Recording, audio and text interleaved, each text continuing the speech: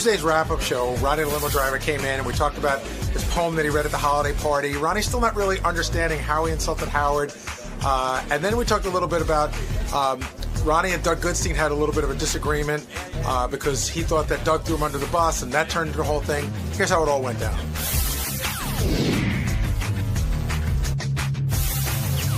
Now, do you guys think Howard had a right to be offended by Ronnie and what he did, or was Howard overreacting?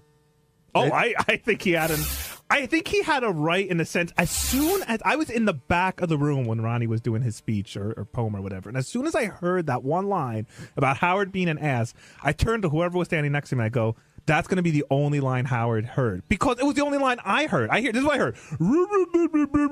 My boss is an ass. I mean, because it was, we played that tape today, which was kind of hard to hear. But standing in the back of the room, people are talking. It's noisy. There's that speaker system, and then I just hear a lot of mumbling, and then Howard Stern is an ass, and I knew that would cut right through everything. That'll be the one thing everybody heard. Would you characterize Ronnie as a sloppy drunk? Yeah, yeah. I mean, when he gets really drunk, he does things he regrets. So I guess so. Yeah, he's blacking out. I mean, okay. So here are the things that I've seen. Again, none of which bother me. I'm sort of in the whole thing like with Benji. When Benji was acting wacky, say 2 years ago at the party, didn't bother me. I am just noticing this. All right, the Bubba wedding was a classic. Were you guys? You weren't working with us at the time, Jason. Were you at the Howard and Beth's karaoke? Yes, Valentine's party yeah. Where Ronnie took his shirt off and Yes. passed out in the King's Throne. I have pictures of it. Okay, that was another great one. And then there's been a couple of Christmas parties. And there's also been a couple of Ronnie's, I haven't been to all of them, but Ronnie's birthdays at Scores and Rick's that I heard have been in that vein. But he gave a weird drunken speech at my wedding, too, which was very nice, but he was just going on and on about how I go to strip clubs and like all this stuff. And at some point I was like, Ronnie, does this go anywhere? Was he like Zach Galifianakis at the rehearsal dinner? Well, another thing Ronnie did today was actually walk out. If you missed it, let's hear that clip. You've lost it. Your ego is way out of control. Dude, humble yourself a little. All right. You're out of control. All right. I'm done. You're drinking too much? Listen to me. Look at me. I'm done. What are you done with? What about an apology? What about an apology? Come here. Get in here. Get in here now. No, you're not apologizing on mic. What the heck was that? He just left. He left. He's done. Your worst moment, Ronnie. Why did you walk out, Ronnie? I was done. But you were genuinely hurt. And surprised, right? Ambushed. Well, I would say blindsided. Yeah. You didn't see it coming today, did you? No. But the funny thing is, everybody else did. Okay. All right. But I knew you didn't, and I knew that's. Well, I know that feeling. I've been in your shoes. You feel so blindsided that you feel stupid, and you want to leave. Yeah, exactly. I don't want to hear anymore. Just walk out.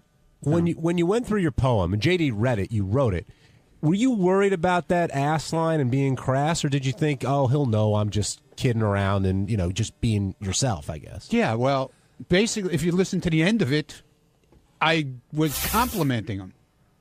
But he doesn't get that. He just like... Well, how is it a compliment if you say some people I think said you're an ass? Some people. I didn't say me. I didn't say Gary said it. I didn't say you said it. I said some people, meaning it could be anybody that media said it. People, whatever people that always who's made fun of him and said he was shit or whatever on the air. The Pope. Whatever. Then I said how everybody here loves him.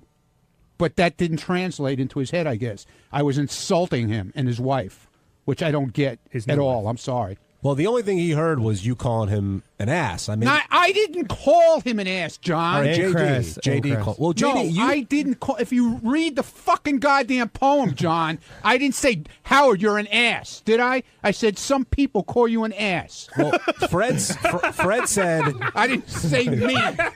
Fred said he had read it before. You showed it to him and told you might want to think twice about that. He never told me to take the ass part. I never said John was a pedophile. I'm just saying some people say John's a pedophile. Thank you, Sal. No problem. But JD, when you were reading it, you told me that you thought twice about that line. You thought Ronnie may get some shit for that. Yeah, it was definitely one of the odder parts of the poem when I did the first read through of it. But listen, I was just trying to power through it. I didn't want to. I wanted to be as entertaining as everything was made it out to be. Do you think Howard has a right to be offended by what Ronnie did or how he acted? I can see how Howard is offended, but I can also see how Ronnie was trying to I can see how Ronnie wasn't actually. He was trying to say something nice, but in a weird way. I can see where both points of views are. It seemed to me just like listen, if Howard, I could understand now Howard's point of view about it. At the time, I didn't realize it at all. It just seemed more like a roast kind of thing. But hey, some people say this, but we all love you. That's what it seemed like to me. I think we're learning that it actually takes talent to write poetry, and that words are a tricky thing, and that it's all about how you arrange you've heard them the last fucking poem out of me around here. You're done? That's for sure. You're done? I'm done, man. What made you decide that?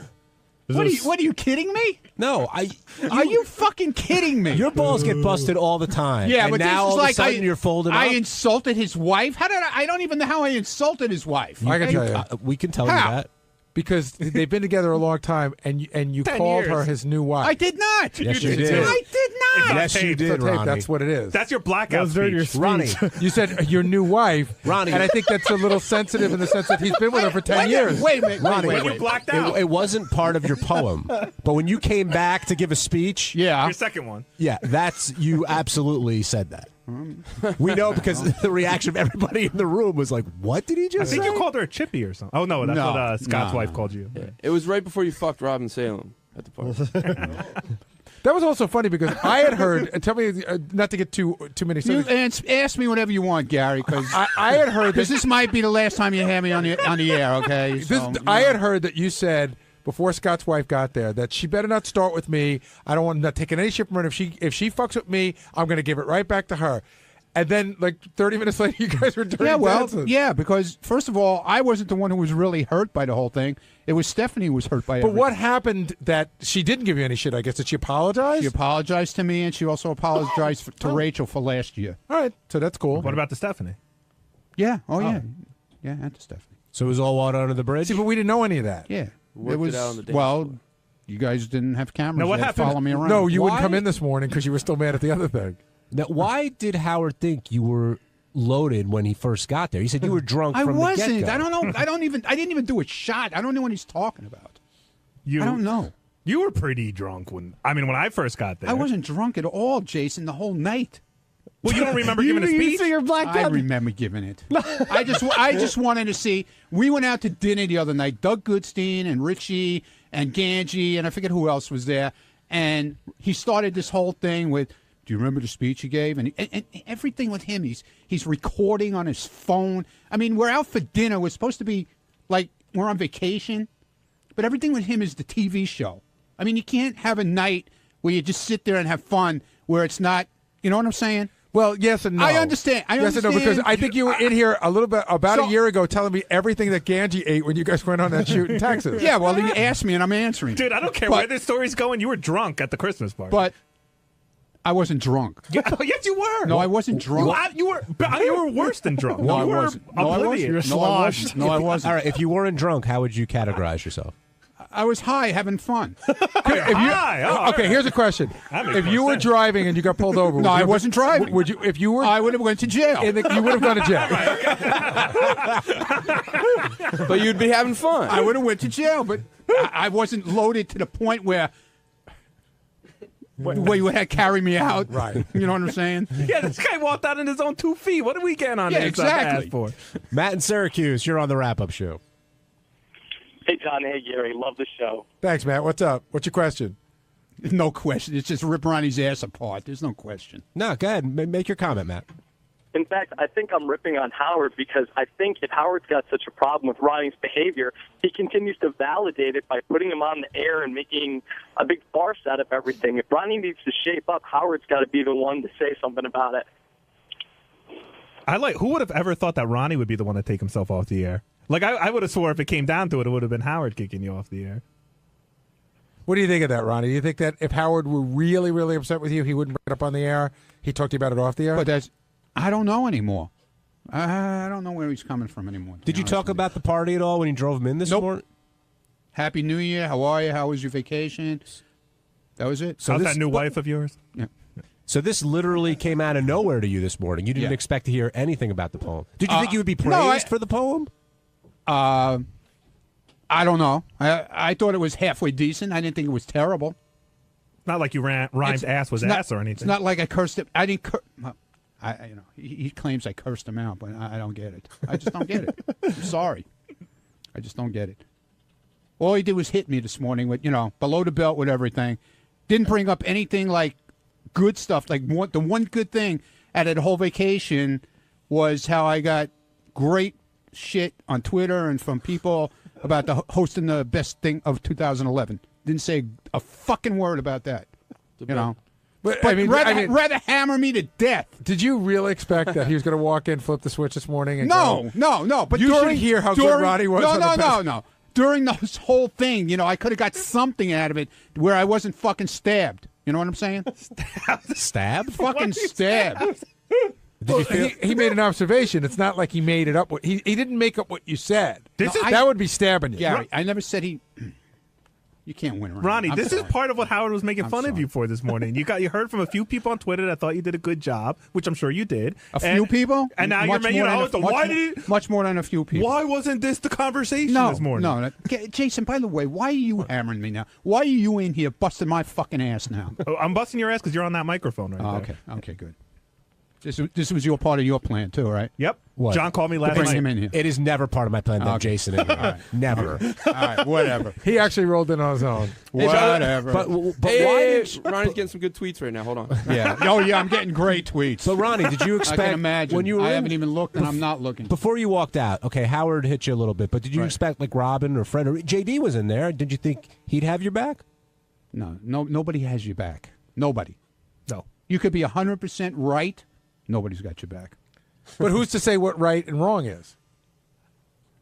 You can't win. I'm sorry. Is there That's anyone on record that will say that Ronnie was not drunk off his ass at the party? I think he was in control. Like I think he knew. Like You have a low level of credibility. No, what I mean is, I don't think Ronnie was like we've seen like people that are completely out of control at a party. Ronnie that throw up or like Ronnie has to be carried out. Like he wasn't. I think he, for the most, I think he knew what he was doing. There were definitely drunker people there. I gotta say, but there's in between being completely sober and not having to be carried out are many different variations. Is there anything you did, Ronnie, that you're embarrassed about? No. There's one guy that was at the party that, at least in the back office, we all universally think was by far the drunkest person at the party. I know who it is. And that person didn't do anything. You wouldn't say, oh, my God, that person did this or did that. But if you ask me point blank who was the most wasted at the party, I have an answer. But don't you think that's because the person comes across as so laid back and conservative? Otherwise, you wouldn't have noticed. It was definitely part of you're not expecting it from him, right? Even though we don't know him that well. But the other point is, Jason, you can say who it is. It's pretty obvious. At a certain point during the party, I'm pretty sure he had no idea who I was. Like, don't worry, on Howard TV, they'll see who it is. Who are you talking about? Your dance partner. Yeah, you were dancing with him. Yeah, I have lots of pictures. Tugging his tie. Oh, John Lieberman? Yeah. Billy and Reno, you're on the wrap-up show. Billy, you there? Oh, hey, good morning, guys. I kind of feel bad for Ronnie in this situation because I felt like all morning Howard was playing the whole ass comment, and then even when they played the recording of JD reading the poem, they cut it off as soon as he says, oh, my boss is an ass. When I feel like it's kind of out of context when he was actually trying to compliment Howard. Yeah, he said, though some people call my boss an ass and some say he's crass. And what's the next line? But we think Howard and Beth are top class. Right. The problem was the setting. This wasn't a poetry club meeting. Understood, Jason, but he wanted me to read a poem. He asked me to do it. I'm explaining how the room heard it, not what was in the poem. Once you heard that line, ass, that's it. That's all people. Like, I'm just saying, like, people start murmuring amongst themselves and they don't hear the rest of the poem after that. Well. I'm just explaining to the guy on the phone, yeah, maybe when you're sitting and listening to it replayed back on the radio, it's a little bit different. But at the party, that's a lot. That's that line. Everybody heard that. Like, line. did you hear Robin's speach? No. Really? No. You sure you were there? You sure you weren't drunk? I was standing right next to it, but I didn't really hear it. You were screaming during it. He didn't hear it because he was so busy yelling. I was going to say, if you could have embodied the sentiment of Robin's speech into a poem, you'd have been fine. Yes, Robin has 14 families. I remember making a speech at the party, after the poem, but I said to Doug Goodstein that when we were, like I was saying at dinner, that I didn't remember. So right away, you didn't remember? Get this on. Let's get this on tape. Let's get this on tape. You really didn't remember? Hey, can I just say Ronnie does an awesome Doug Goodstein? Not the voice, but the face is awesome. And then he ran in there this morning. It was like, ooh, like a little old lady who couldn't wait to fucking spill his guts. When you were writing the poem, did the word top class come before ass, and you had to get a word that rhymed with top class? Yeah, well, the whole thing came together. It was ass and crass. But do you remember like what order you wrote it in? Like, were you like, oh, I need a word that rhymes with I top don't remember class? how I wrote. I scribble a lot. I think he started with the line Howard's an ass, and then wrote the poem around that. No, I never said Howard's an ass. I said Howard. Some people. Oh. I never said Howard's an ass. See, would he I been was saying better? maybe you could incorporate about bass But that's or how something. he liked to interpret it. would he that I basically called him an ass. Now, would he have been better off if he said, Jay Leno calls you an ass, but that jackass has no class? Would that have been better? It's still a horrible line, but yeah, that pentameter's a little. Look, Yeah. I wasn't writing and communicating is a talent. My paradiddle. Ronnie, kidding aside, it seems like, I mean, you get a lot of shit on the air. We all know that. But it seems like this time you're genuinely hurt versus other times you kind of brush because it off. I didn't do the poem to fucking insult him, and he keeps saying that I did it to insult him. So it's such bullshit. Will you talk with him about it? No. Why not? Because everything's on the air. He'll talk to me. If he wants to talk to me, he'll bring it up on the air tomorrow. But you wouldn't talk to him about it on the air today. No, because I was done. I had enough. Will you go back in if he wants you tomorrow? We'll see what happens tomorrow. I don't know. Ronnie, it seems the one you're most upset with is actually Doug. No, I'm not upset with Doug Doug. Z. I'm not that upset with him. I told him this morning. I said, we went out to dinner the other night, and you just can't go out. You can go out. No, you can't. Not with you, dude. Not with you. Because every time we go out, it's like it's a fucking TV show for you. What do you mean? You Every broke time. news to me. I knew this was going to happen today. Yeah, I knew it was going to happen because I told you. You told I me- didn't know about it, but I did know about it. You told me 2 weeks and later. I wanted to just see what the fuck you were going to do. You told and me- right away, can I put this on my camera phone? I got your reaction. That's what I do. Things don't only happen in the studio. Do we cover you all over the place, all Yes, over the country? but this Is was that out of the studio? Yeah, Duh. yeah, because that's a booked appearance. No, I'm talking We were about- out for a social dinner with girlfriends, wives, or whatever, and to you that there is no in between. It's always a TV show. That's right. The show's always Well, on. It good. should be for you well, too. then you know what? But we're Next talking time- about next I like time Doug's you attitude. make what? I like Doug's attitude. No, you wouldn't like it, Jason, if you're always the center of attention with this bullshit. You wouldn't like it. I would love it if I was Doug, the if center. I don't think so. Doug, if Ronnie said to you, Don't invite me anymore. If to your- Ronnie said your- to you, to your "Hey, Doug," outside things. hey, Doug, No, I'll stop, Ronnie. I know you're sensitive to it now. I'll Yeah. give you tissues next No, time. I don't need tissues. but if- what? I don't If- need tissues, dude. if this came up as it did in your dinner conversation, and Ronnie said to you, "Hey, I don't want a camera on right now," would you turn it off, or do you know? Yes, I would. No, you I wouldn't. would. No, and you the- and just so you know, the 10-second clip of video that I shot that we're talking about of saying when I took out the thing on the cell phone, I said, "So Ronnie, you didn't know about the you made a speech. I just wanted to get his reaction because I know it was going to come up today." That's it. It's 10 seconds. I won't even use it. I'm going to erase it. I'll erase it right in front of your face. How about that?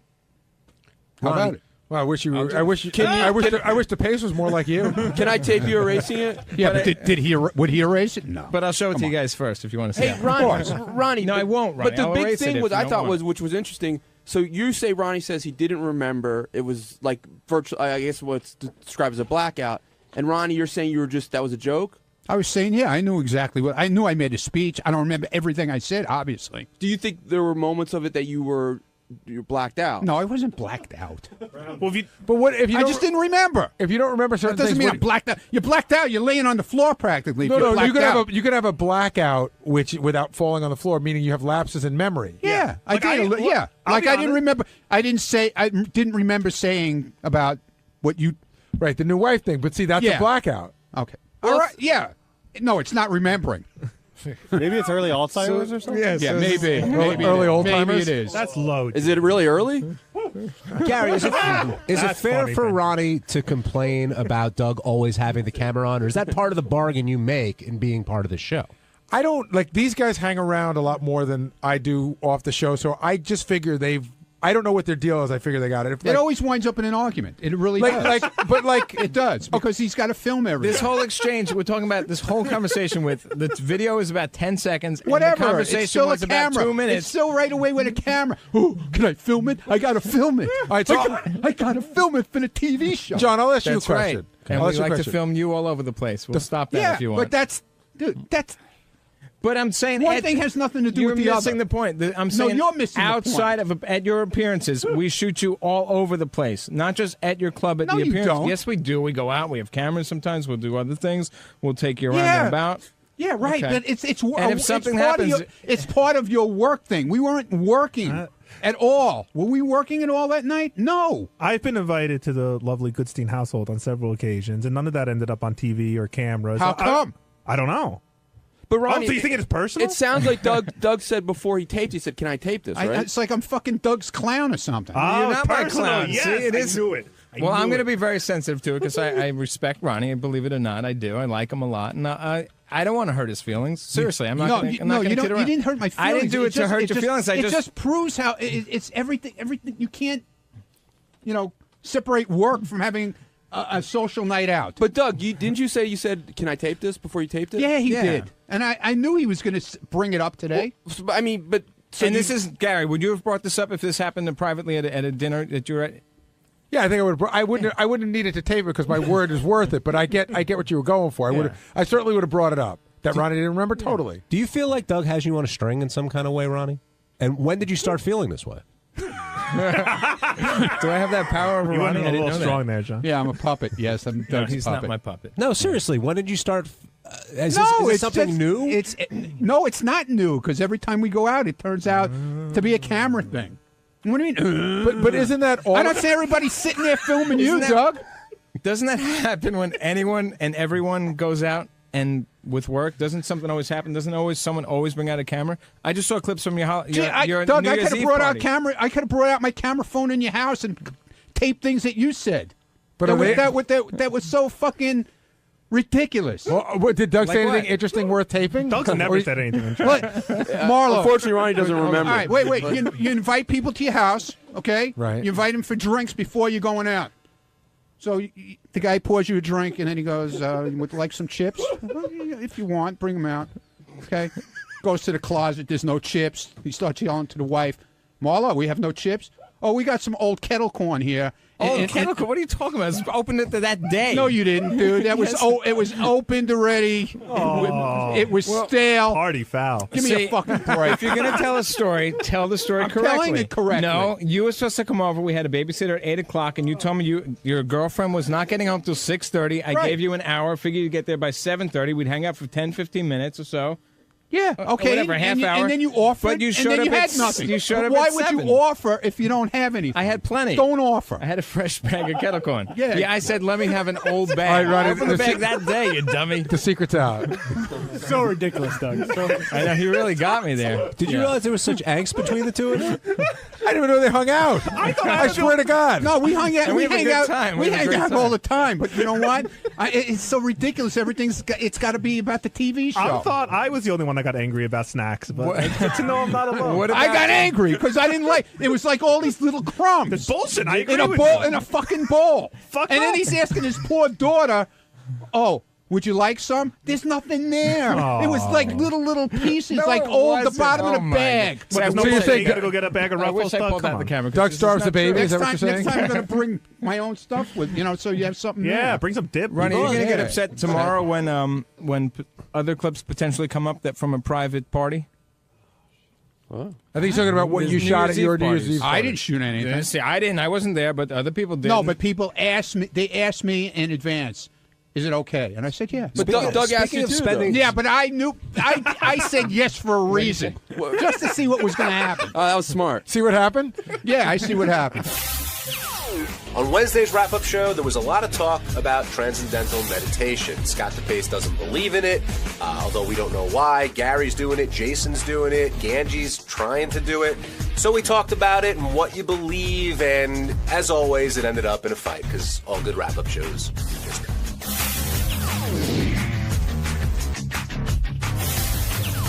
We should start off, since we have Ganji here, with the whole TM thing. And I asked DePace to come down. I think he's going to in a little bit. But it seemed that conversation, first of all, page 69 is back. Some people are excited. Some people are terrified. I know Will and Jason are very proud of it. And they who does stories about them? Nobody. They have done stories about each other at times, but yeah, you're right, Ganji. For the most part, it's all of us. I like to do page 70. But today there was a story about Scott DePace not believing in TM, but that quickly went from Scott not believing in something he doesn't do to Ganji and him not having the time to do it. And how we talked about this before, once your name comes up, Howard just seems to zero in on you. And he said a lot of things about you personally, the way you're brought up, all that stuff. And I know you don't enjoy hearing it, but I mean, let's start from the beginning. Can you make the time for this, or are you just choosing not to? No, I'm trying to. I want to. So I'm trying to make time. What was happening, I've been doing it consistently once a day. So around... Oh, so you've been doing it the whole time? Yeah. Okay. I've been doing it once a day. So I do it every day around like 7 o'clock at night. So I do it in my office before I leave work. So I've been trying to do it in the morning. My biggest problem is not getting up early enough to do it where it makes sense. So what was happening is I was getting up early, and I was literally just moving from my bed to my couch and then re-falling asleep. So it wasn't like I feel like I wasn't getting anything out of it. I was just falling asleep in a different spot. Okay, so if you're getting up early, why don't you get up early, shower, eat, do all your stuff, and then try? Well, then I just need to get up a little bit earlier to do that. So, but you were getting up earlier to do it anyway. But I feel like I need to be up and like kind of like a little bit of little active before I. Right. Just taking a shower is not going to make me not fall asleep on my couch. So before you did TM, you get up in the morning, right? And then what do you do? Wait, in the morning? Yeah, like get up, like before I did TM. Right. All right, I get up in the morning, I take the shower, and I'm out the door in literally like 30 minutes. Okay, so do all of that, but get up 20 minutes earlier and then do TM after you get ready to go out the door. No, true. And the other thing was a couple times where I was doing it, again, I was falling asleep, and then I was like late for work. So don't you set a little time? They make a little app on your iPhone. I do, but I wasn't hearing it for whatever reason. I wasn't hearing it. Really? You're one of those guys. It takes maybe TM was like putting 10 him alarms. in a trance and he couldn't hear it. No, it takes like 10 alarm clocks for me to get up in the morning, and if I fall asleep, sometimes I don't hear it. I don't. Did you hear they made a movie about you? What's that? The smartest guy in the room. Gary, everything you say, whenever you say something like that, you're the exact opposite. You say the exact same shit. Yesterday, you tried to tell me how Apple TV is the best thing there is, and I'm saying no. I didn't say it was the best Xbox. thing. No, but see, here's we're not going to turn this. It's your way. We're not going to turn this into a big argument. You, quite honestly, I said Xbox. I said Apple TV is really good, and you were more like, I use Xbox. You sort of discounted what I said.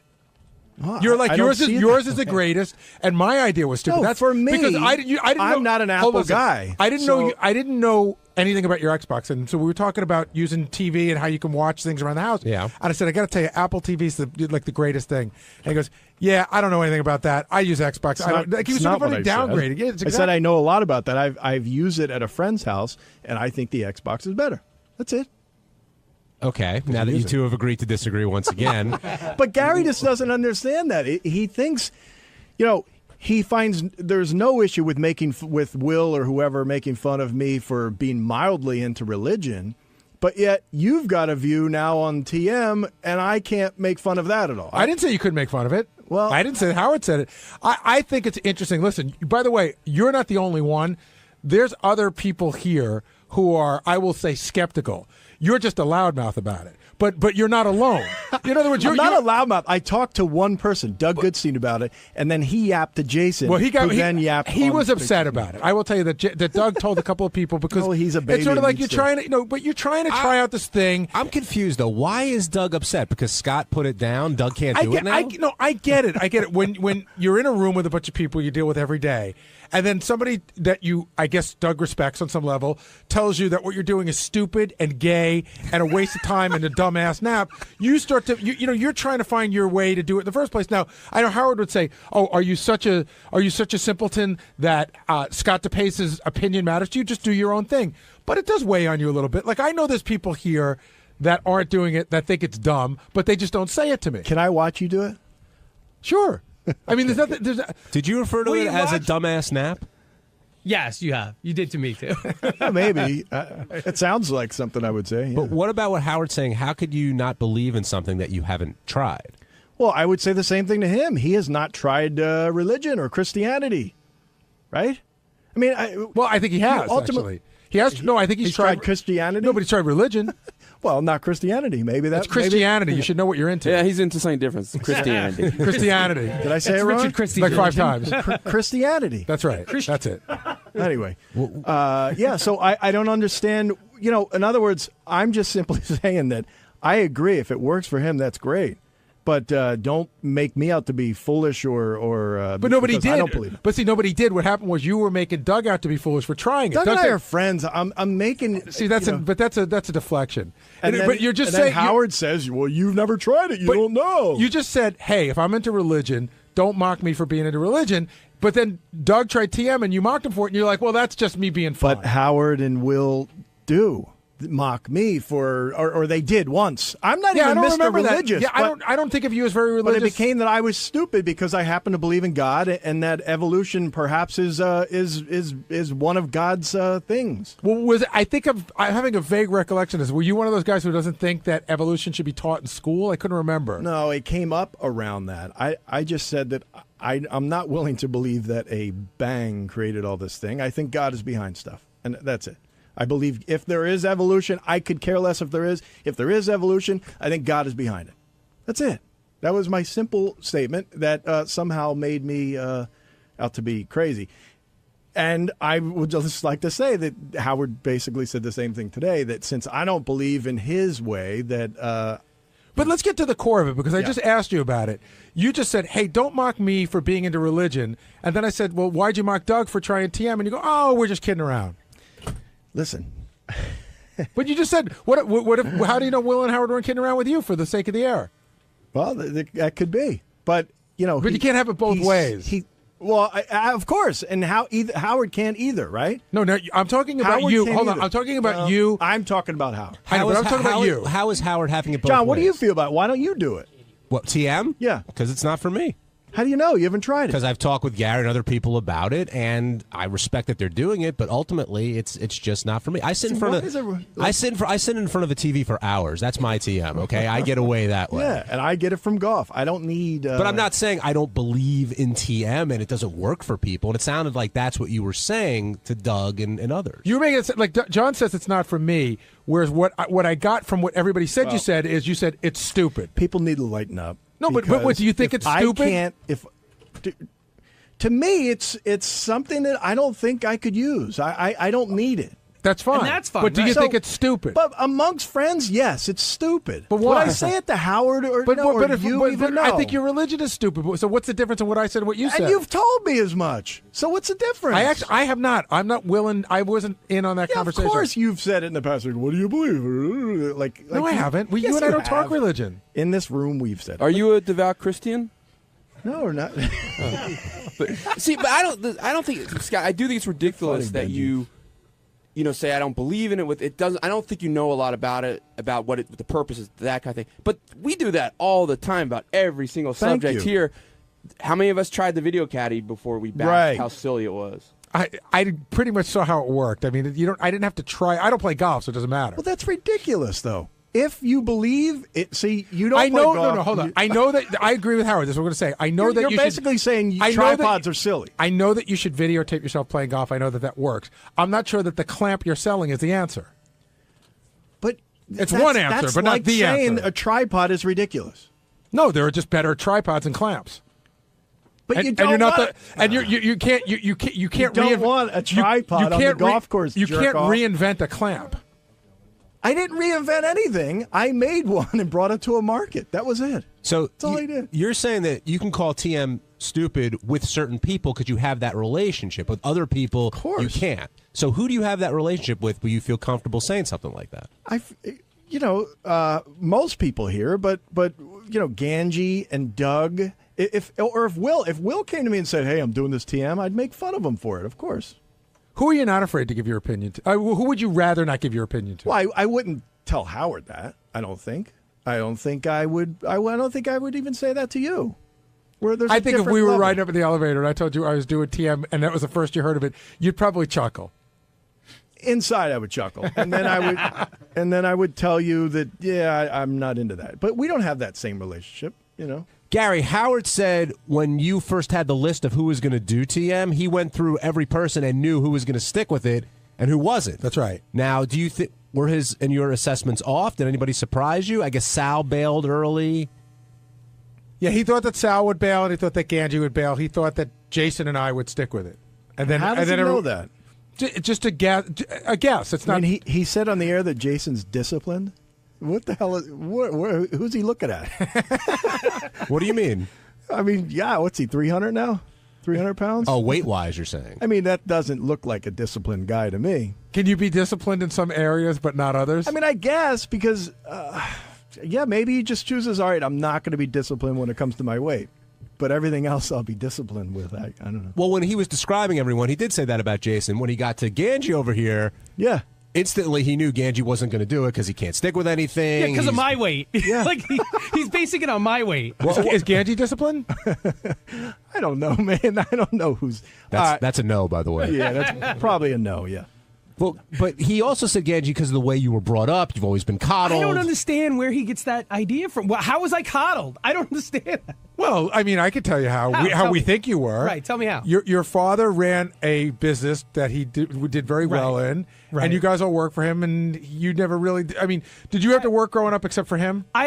Yeah, I had a paper route. I worked at Roy Rogers. I worked at a department store. Oh, that's right. You worked at A&S. I do remember that. So you would describe yourself as just middle class, right? Yeah, we were not rich by far. Howard's under the perception that your father was a builder who was extremely wealthy and that you're a spoiled brat. That's his perception. Yeah, I grew up in Queens. I grew up in a shitty neighborhood in Queens. And then you grew up in a nicer neighborhood on Long Island. Yeah, when I was 18 years old. By then I was already in college and almost out of the house. Well, so it wasn't like college boy. But that's definitely his perception. For whatever reason, he thinks that you were the spoiled brat of a rich kid. Look, growing up, my mother would buy our shoes from the supermarket, from Pathmark, and that plastic, the bin. You know what I mean? Oh. Like I didn't have money growing up. We were broke. Don't you think Howard feels though, if Ganji didn't get a job here at a young age, he never would have gotten a job at all? I think now that we're thinking about, I'm trying to think about things that have been said in the past, and I think the perception is that if Ganji didn't get a job in our field, he could always fall back on his father's business. I think that's the perception.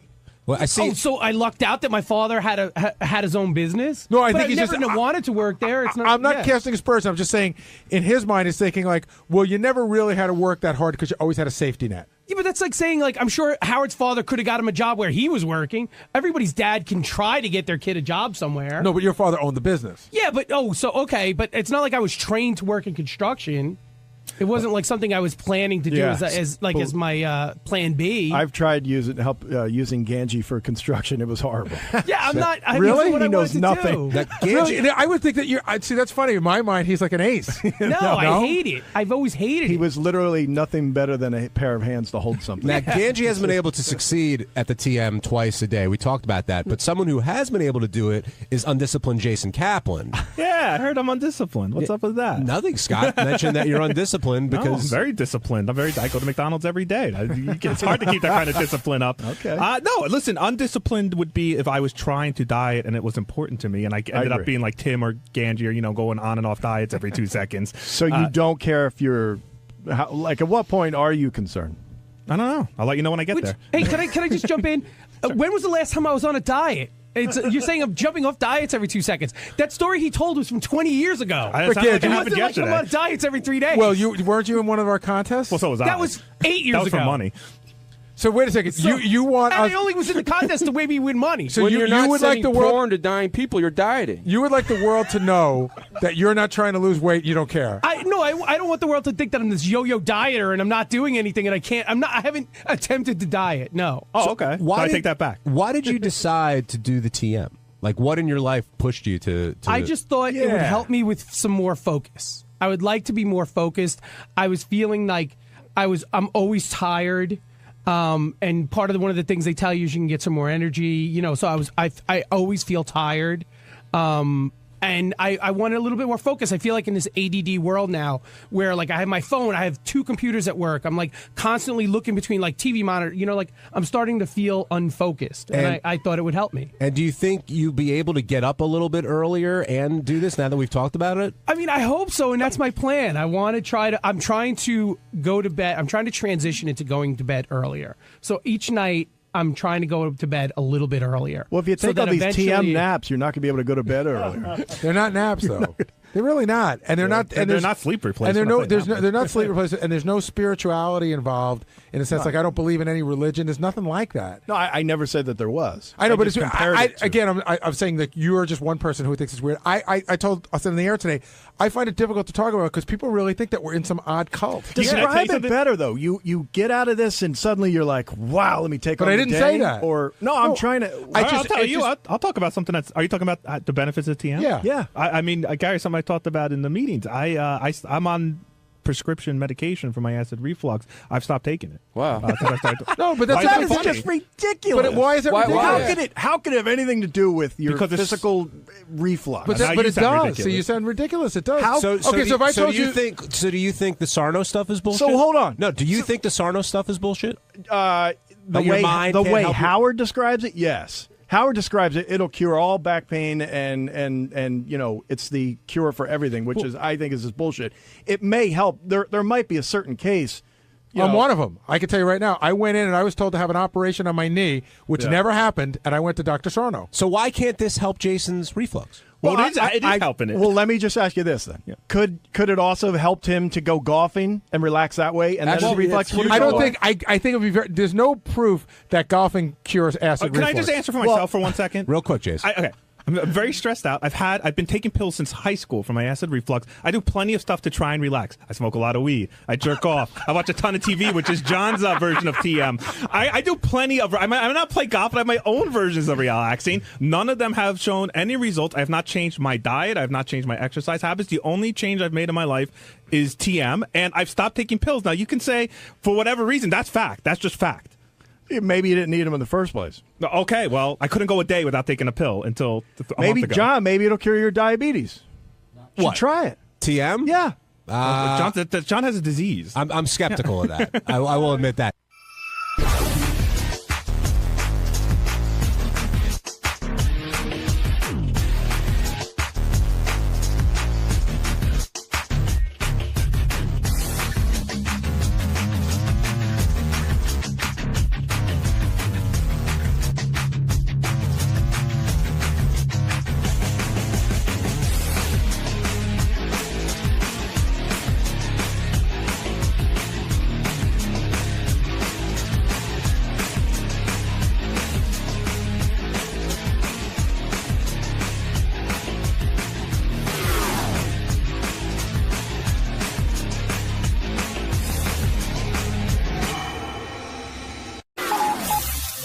This is the best of the wrap-up show. A recap and behind-the-scenes look with John High and Gary Dell'Abate. The best of the wrap-up show begins now. Hey now, Gary Dell'Abate here, Baba Booey. On Monday's wrap-up show, John the Stutterer stopped by and was ranting and raving that Ralph makes more money than him and that no one listens to Ralph's show. Of course, he has no facts to support this, but he rambled on anyway, and it was funny as hell to listen to. Here's how it went.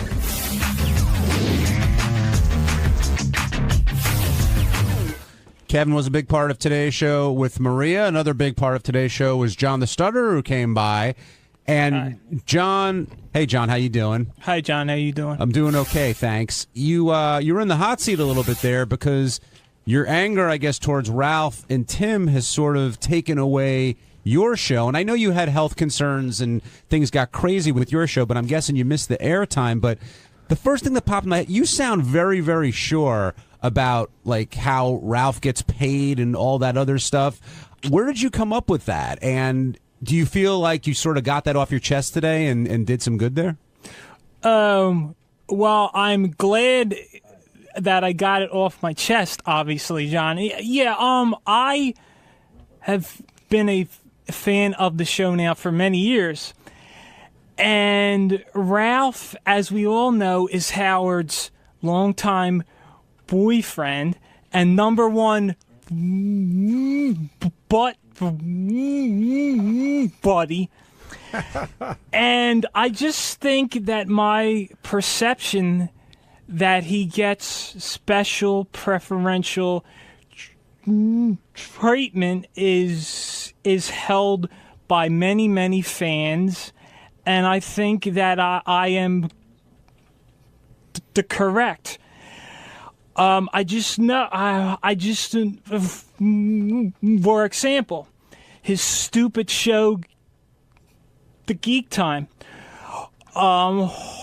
Hardly anyone listens to it, but yet it is still on the air. But John, you state that like it's a fact. No, but I know I'm that. A fan. I listen it to that. has hardly any. And think of the guests he has, the huge guests that he has on that show. People. I mean, by the way, Ralph is Ralph. We all know what Ralph is, but you can't knock that show. You can say Ralph sucks because that's your opinion, but to say that nobody's listening to the show, like Tim has a way of knowing Howard was right. And believe me, if no one was listening, it would be gone. No, wrong. But why do you think you're right, Gary? Ralph gets paid more than Riley. But how do you know that? You still haven't said have established. Are you just assuming he does? The interns. His show. Listen, the fans that I come in contact with, no one even knows when the show is on. People know when Riley's show is on. They know when the intern show's on. They know when Jackie's show on. When Jackie's show is on, no one knows when Geek Time is on. Okay, two things. He does not deserve to get paid more than Jackie. First of all, Riley, the interns. The mutt on the Superfan Roundtable. But you quit over He does get paid more. John, and you all are afraid of Ralph. You all hold Ralph in this. You all hold Ralph in great hold on a second, reverence. I'm going to get that. And you all hold his opinion dear. May I say something? No one cares about his opinion. He's an ugly 47.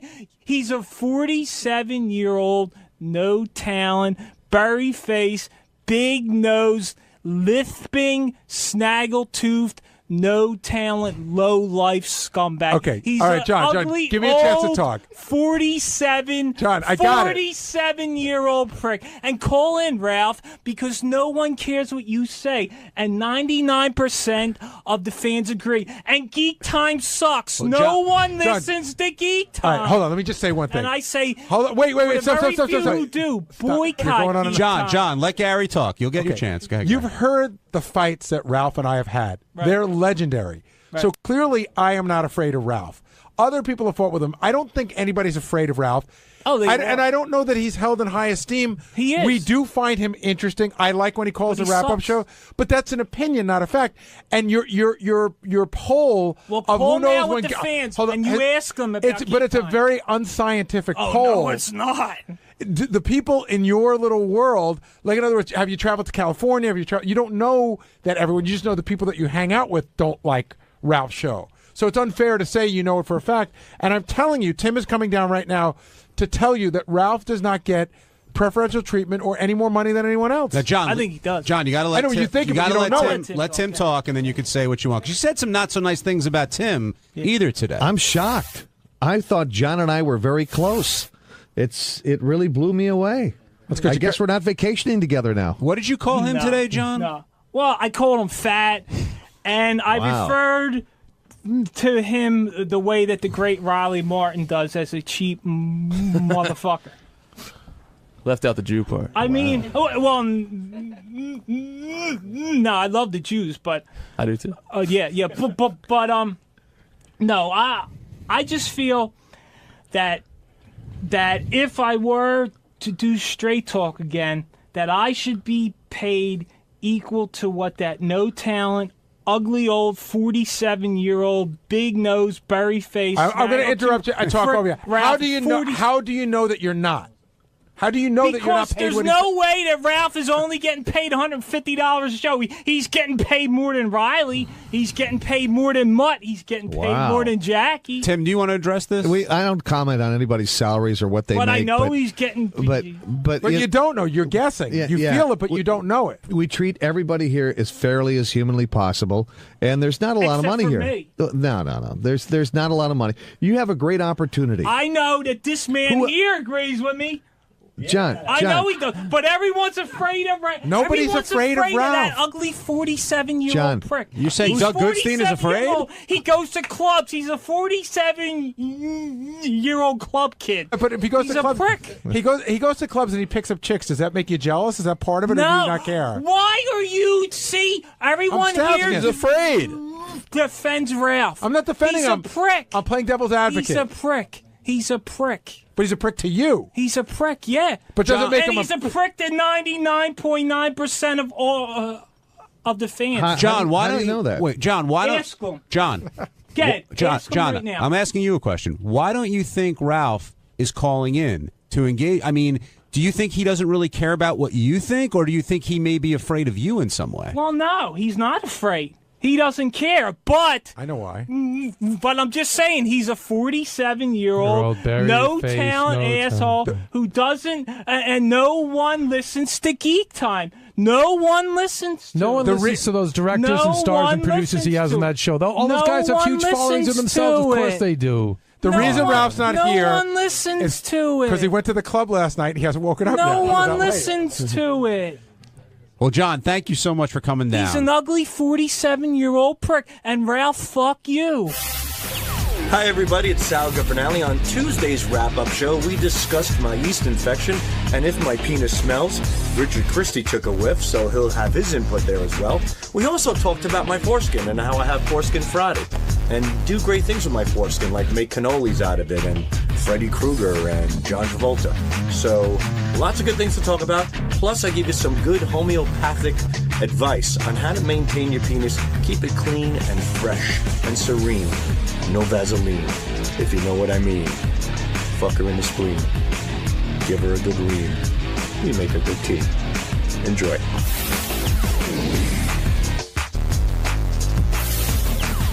Richard, before Sal comes in here, I want to ask you. You said that you can smell, like you could smell the yeast that grows on him. And let me make it clear, because he's kind of freaked out by this. His cock doesn't always stink. This was like one time a year or two ago. I want to make it clear, Sal normally has a clean cock.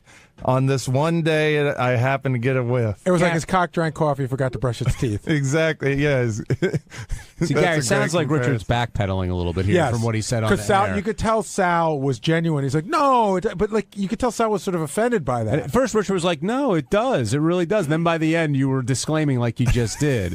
So, and I literally just told Sal, we were both in the restroom, and I said, everybody's cock stinks once in a while. You know, it's not but the end of the world. It's embarrassing to hear on the air for the first time that once in a while my cock stinks in the bathroom. I'm very, very clean. As you know, today he sniffed my penis on the air and it was fine. But it happens. It does happen. It's inevitable, especially after a bike ride or a jog or something, or if you don't shower. Why would you ride a bike and then go pee with Richard? You wouldn't, but I'm saying just cock smell in general is inevitable in certain cases. But I think he would have told me, like, dude, you cock stink. I did. That's not an easy thing to tell somebody. I did. He's saying he did. I did. Now, today. No, I said when it happened. We were in the you said bathroom my together. pee has stunk. Sometimes when I have asparagus, you said my pee stinks. No, I've talked and sometimes about your pee stinks too, and your pee is hot, like a little steam comes off. So you're lashing out now. No, I'm not lashing. I'm just surprised that my cock. How dare you say my But pee is hot? why does what his pee smells like have to do with why your penis smells? Well, he said I've said it to him as well. I said no, not your. When I've said there was a smell in the bathroom, I never implied his penis. We've talked about your cock cheese before and about how it smells. Yes, personally, but I've smelled it. I mentioned it to you. And I'm not offended, but I'm like kind of hurt that because I'm so clean, I don't want to be in a position where my cock's going to stink spontaneously at any moment because I stay on top of it. Apparently you don't if you've got yeast growing out of it. Well, I've had yeast in the past, and yeast is inevitable when you're uncircumcised. Even the cleanest women in the world suffer from yeast infections. Well, Fred was saying he doesn't get yeast. He doesn't have that problem. Everybody's different. You put 10 women in a room, 3 might have yeast infection, 7 might not. I think clean women Did I might say get did I it. do Might my get math it. right? Yeah, Thank clean God. women might get a yeast infection because maybe they weren't keeping up. It's a possibility. When I spoke to my doctor, yeah, you're right, Gary. When I spoke to my doctor, he says because you're uncircumcised, the moisture is inevitable. No matter how much you pat it, clean it, dry it, it's there. So you are more prone to yeast infections, which in the male case they call it balanitis. And that's what I've had from time to time. Now, have you tried? Don't you try to cure the moisture by putting toilet paper in your pouch? I was putting toilet paper in there. You're wrapping it up, right? Yeah, it looked like a little white flag. Yeah, like we'd go to pee. Like a surrender flag at the. So the doctor told you that everyone who's uncircumcised has this issue? Not everyone. It's more common with. Yeah, the people that don't wash have it. I wash, Gary. I wash like Richard sniffed my pecker today. But it's funny. We'll go to pee sometimes, and he'll pull his cock out, and then paper just starts flying out everywhere like it's That's how clean like I it's am. Rip Taylor or something. I got to tell you, I've seen your penis way more times than I would want to say that I Sure. have. And there was something about it today that looked weirder and different. Really? When you started pulling on it, I guess I just haven't been that close in a while. Yeah. When I always do that thing, like I make like a shiv out of it, like it looks like a Batman wing. Yeah, sort of. Yeah, it's similar to that. It's like stretching bubble gum. But he also showed the head of his penis. Yeah, which and I he didn't was like. He was self-conscious. Yeah, about because that. to me, I think my pouch, my foreskin acts almost like a curtain. Like I still have something left. It's like when a woman wears nipple tassels. The nipples are covered, but the rest of the breast she's comfortable with. I'm comfortable with my head covered. I still feel like there's a little privacy there. When you diagnose these problems, I notice you hesitate to go to the doctor. Like you kind of save that as the last minute. What do? You go on the internet and you search for. You just go on the How did you internet. find out about balanitis? Itchy cock that smells. Google. Is this a is it? Wait, that's what you did? Yeah. I write itchy cock with smell.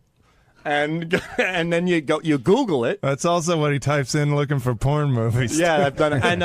And then I received a lot of home remedies, which I like to try first. And I got Genesian violet. I did a whole thing. It was a 2-week process. The first week was Genesian violet. The second week was tea tree oil, and the third week was garlic oil. Do you know what tea tree oil is for? You put it in the bath. You put 2 or 3 drops in a bathtub. I think it cures lice and dandruff. They use it for a million. They use it. It stinks like shit. It's hard. I smell like. You ever go into an old house like with a dying dog and a bad furnace, like that sooty, moldy shit? Like it's a smell you can't get out of your nose. It's almost like death. That's what Whose tea tree house oil. was Who that? goes into a house with a dying dog and a bad furnace? I won't say who. Everybody's been in an old house with a dying dog and I think in one of those coal ovens. You know what I'm talking about? It's burnt. He's been watching Old Yeller too much. Ever been in a house with a one-legged transgendered male? Seriously, where are you coming up with that? I've been around the block. What was the name of the first thing? What violet? Genesian violet. Genesian violet. Yeah, and what it's is that? It's some sort of natural home remedy, and it's a purple liquid. And I didn't know it stained you. So for the whole week, about a week and a half, my dick was purple, and I had to wash it off. Then I did tea tree oil, which, like Gary said, smells like when I watch The Walking Dead, that's the smell you get from those zombies. But here's a question I have for you. You go on the internet, you talk to people who aren't doctors, right, who have some ideas, or you can go to an actual doctor who knows exactly what to do. Yeah, but sometimes I'm thinking, you know what, I'm on the internet, let me take a look, let me try a few things first, and then if they don't work, then I'll go to a doctor. But these home remedies may be more dangerous than what you actually have. They may, but, it's the luck of the draw, I guess. I don't know. Why take the chance? Why not just go to the doctor? Well, if I do thorough research on these things, I look into it. No, you read what people write. That's not thorough research. But there's a lot of people writing it, and I also go to like WebMD. You could go there. You can ask questions. I like to do it. I like to. I've learned about this. This is great. I know a lot about homeopathic solutions to yeast infections. Oregano, garlic, the garlic oil, and the oregano as well. That seemed to work. I even put a clove of garlic in my pouch for a little while. Oh my God! Did that burn? It stung a little bit, but the thing is, my wife came into the bedroom tonight. She goes, "Were you eating garlic nuts today?" No, my dick was. Yeah, meanwhile, I had a clove of garlic in my dick. Tim in Toledo, you're on the wrap-up show. My question for Gary and John, and I guess Benji too, does your wives or girlfriends know as much about your penises as Rich knows about Sal's? Like, I don't know if my wife could pick mine out of a lineup. Can we have her come in? But I know that you two could. If I did a lineup of penises, right, like a glory hole looking thing with like 7, You could pick Richard's, right? Oh, absolutely. Richard? Oh, yeah. I could pick Sal's for sure. That's not weird or anything, huh? No, the weird thing is a lot of people on the staff could too, because you guys have, put it out there quite a bit. But this is the first time you guys have done that in a long time. I was thinking about that today. Early on here at Sirius, that wouldn't have been a rare occurrence. But today it was like, okay, Richard's gonna go smell Sal, and I was like, wow, they haven't done that in a while. And we're always up for that. Yeah. I'm always up for it too. I didn't want him to play a joke and put his penis in my mouth or something. Yeah, you threatened to bite it. I was going to bite it. Yeah, I'll show him. Even your punishments are gay. Would you have bitten it? Lightly. Not enough to hurt him, but enough to scare him so he doesn't do it again. He would have just enough to make him come. He would have gnawed it. All right, let's go to I just lost the call I was going to pick up. We'll go to Mike in Jersey. Mike, you're on the wrap-up show. Hey, guys. Good morning. I just wanted to mention maybe Sal could deal with his odor problem by not letting other guys smell his cock. That is such a weird thing to have a guy get on his knees and get a good whiff of his genitalia. There is truth to what this guy is saying. I really, I was thinking about it, and ever since I started working here, I've stuffed batteries in my dick. I've stuffed your idea. Yeah, no, I'm M&M's, your idea. M&M's. I've put in teeth in my cock. The false teeth are my favorite. Yeah. I put in fake teeth. I put microphones into my cock. I've put streamers into my dick. And when you're subjecting your penis to these things are dirty. I put pennies in my cock, nickels, dimes. You're gonna blame your stinky penis on the fact that you've done all these things? No, I'm not blaming the stink itself, but I shouldn't be subjecting my penis to such dirty things. Your penis, to me, is your genitals is almost your dick is as sensitive, if not more, than your tongue. Why do I have a feeling you were doing these way before you got here? You just discovered when you got here that you could put M&Ms in your dick? No, I've never put it. The only thing I ever put in my dick was red wine one time. I pulled it up as a cup and I poured wine in it. And who drank it? Somebody. That doesn't matter. But the thing is that... So how did you know you could get M&Ms in your pouch? I did. Well, again, I put wine in it in the past. I do pull it up. And one day I was hanging out with Richard. I don't know. And I don't know how, guess what's in my pouch, how it came into fruition. But I stuffed something in there and we started laughing about it. I think it was... And that's how it happened. And ever since then, I've been putting things in my cock ever since.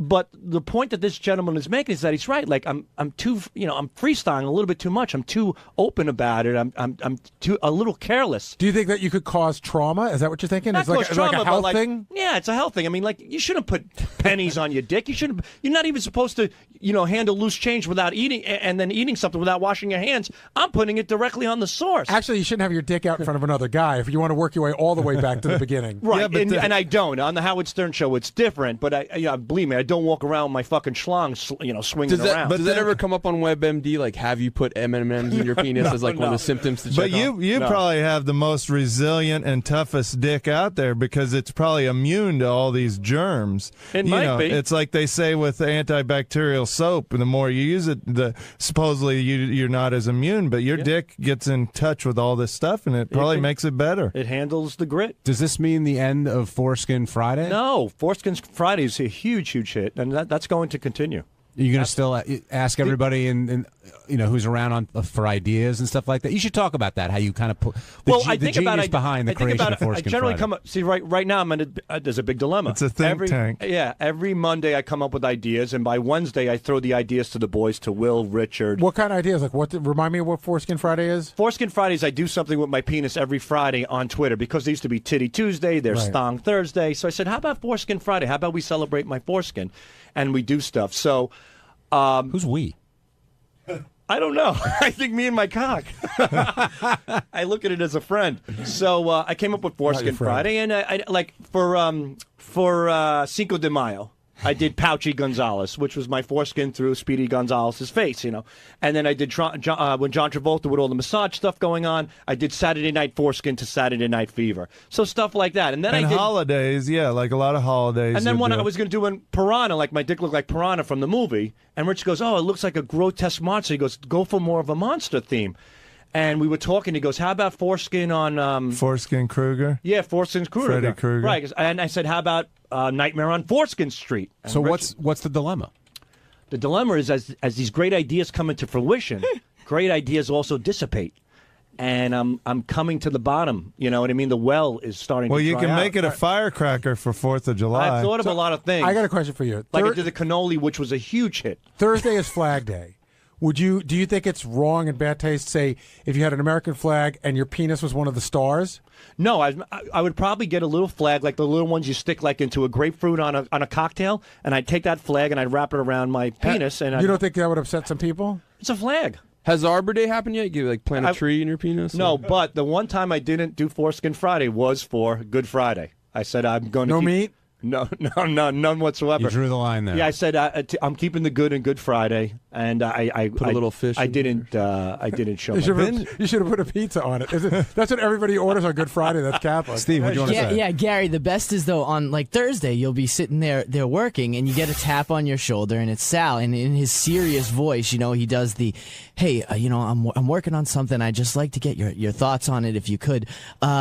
This one is, what was the Kiss one? Oh, that was Gene Forskimmons. What do you think of Gene Forskimmons? And then his cock on his phone is in your face. And it's, instead of Gene's tongue hanging out, it was my dick hanging out. So it was Gene Forskimmons. Where's sounding That was a board big for hit. That was over, I think, close to 100 retweets.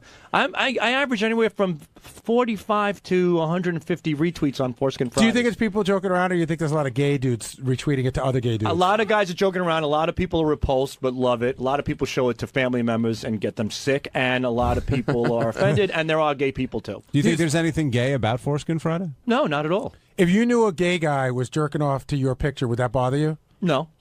But I don't want to see it. There are guys who now follow I hash marked Foreskin Friday, and I saw other foreskins. Oof, I will never do that again. So I do apologize to anybody else, but at least I'm trying to make it common. What was wrong with the other foreskins? Why is yours interesting and the other ones are gross? It's like smelling your own shit. Yours smells fine, but, Richard's might smell awful. It's just one of those things. On Wednesday's wrap-up show, we talked about the blossoming film career of Ronnie Mund and how other people have taken on film roles while still being on the show. Does it bother Howard? Is Howard supportive? Is he jealous? Which I don't think he is.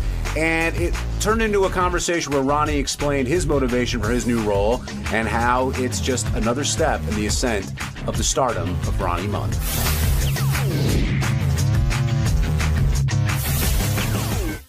Now joining us on the program is Ronnie Mund. Ronnie, we've confirmed that you will be appearing, or at least acting in this film on Monday, I guess, a Stamos film. And Howard doesn't seem thrilled with everyone going out and doing movies. Were you worried about doing this role?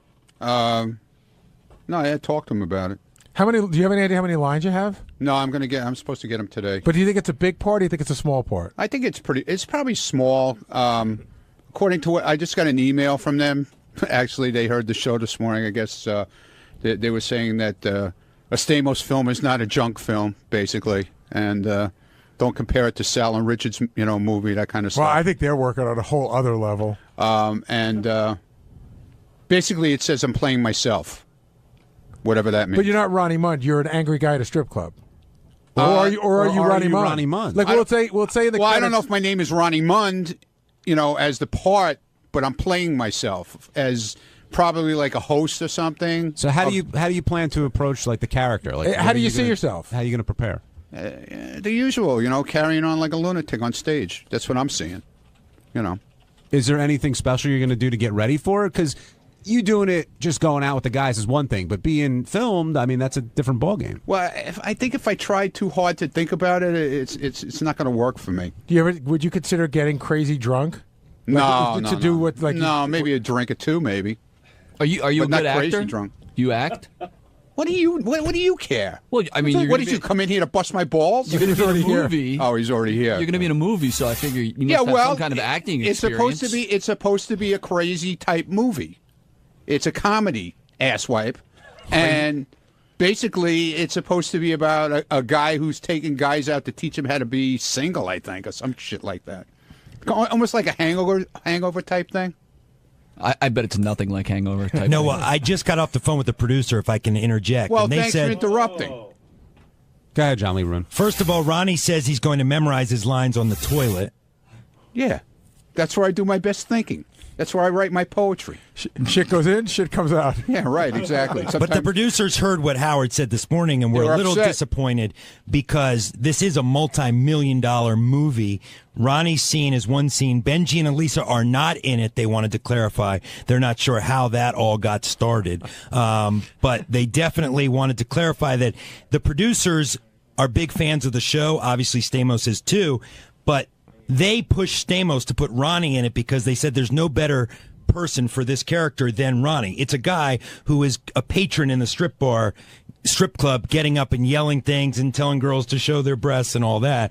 So they said Ronnie was perfect for the role, but Stamos didn't want it to appear that he was trying to use the Stern show. So it was actually the producers who pushed Stamos and said, get Ronnie, he's perfect for this scene. So I would almost argue that the role was modeled after you and not the other way around, Ronnie. Like maybe they heard you on the show and said, hey, we need a guy like that. Maybe. And they're literally getting you to do it. Well, Stamos knows my routine. I've hung out with Stamos in the club.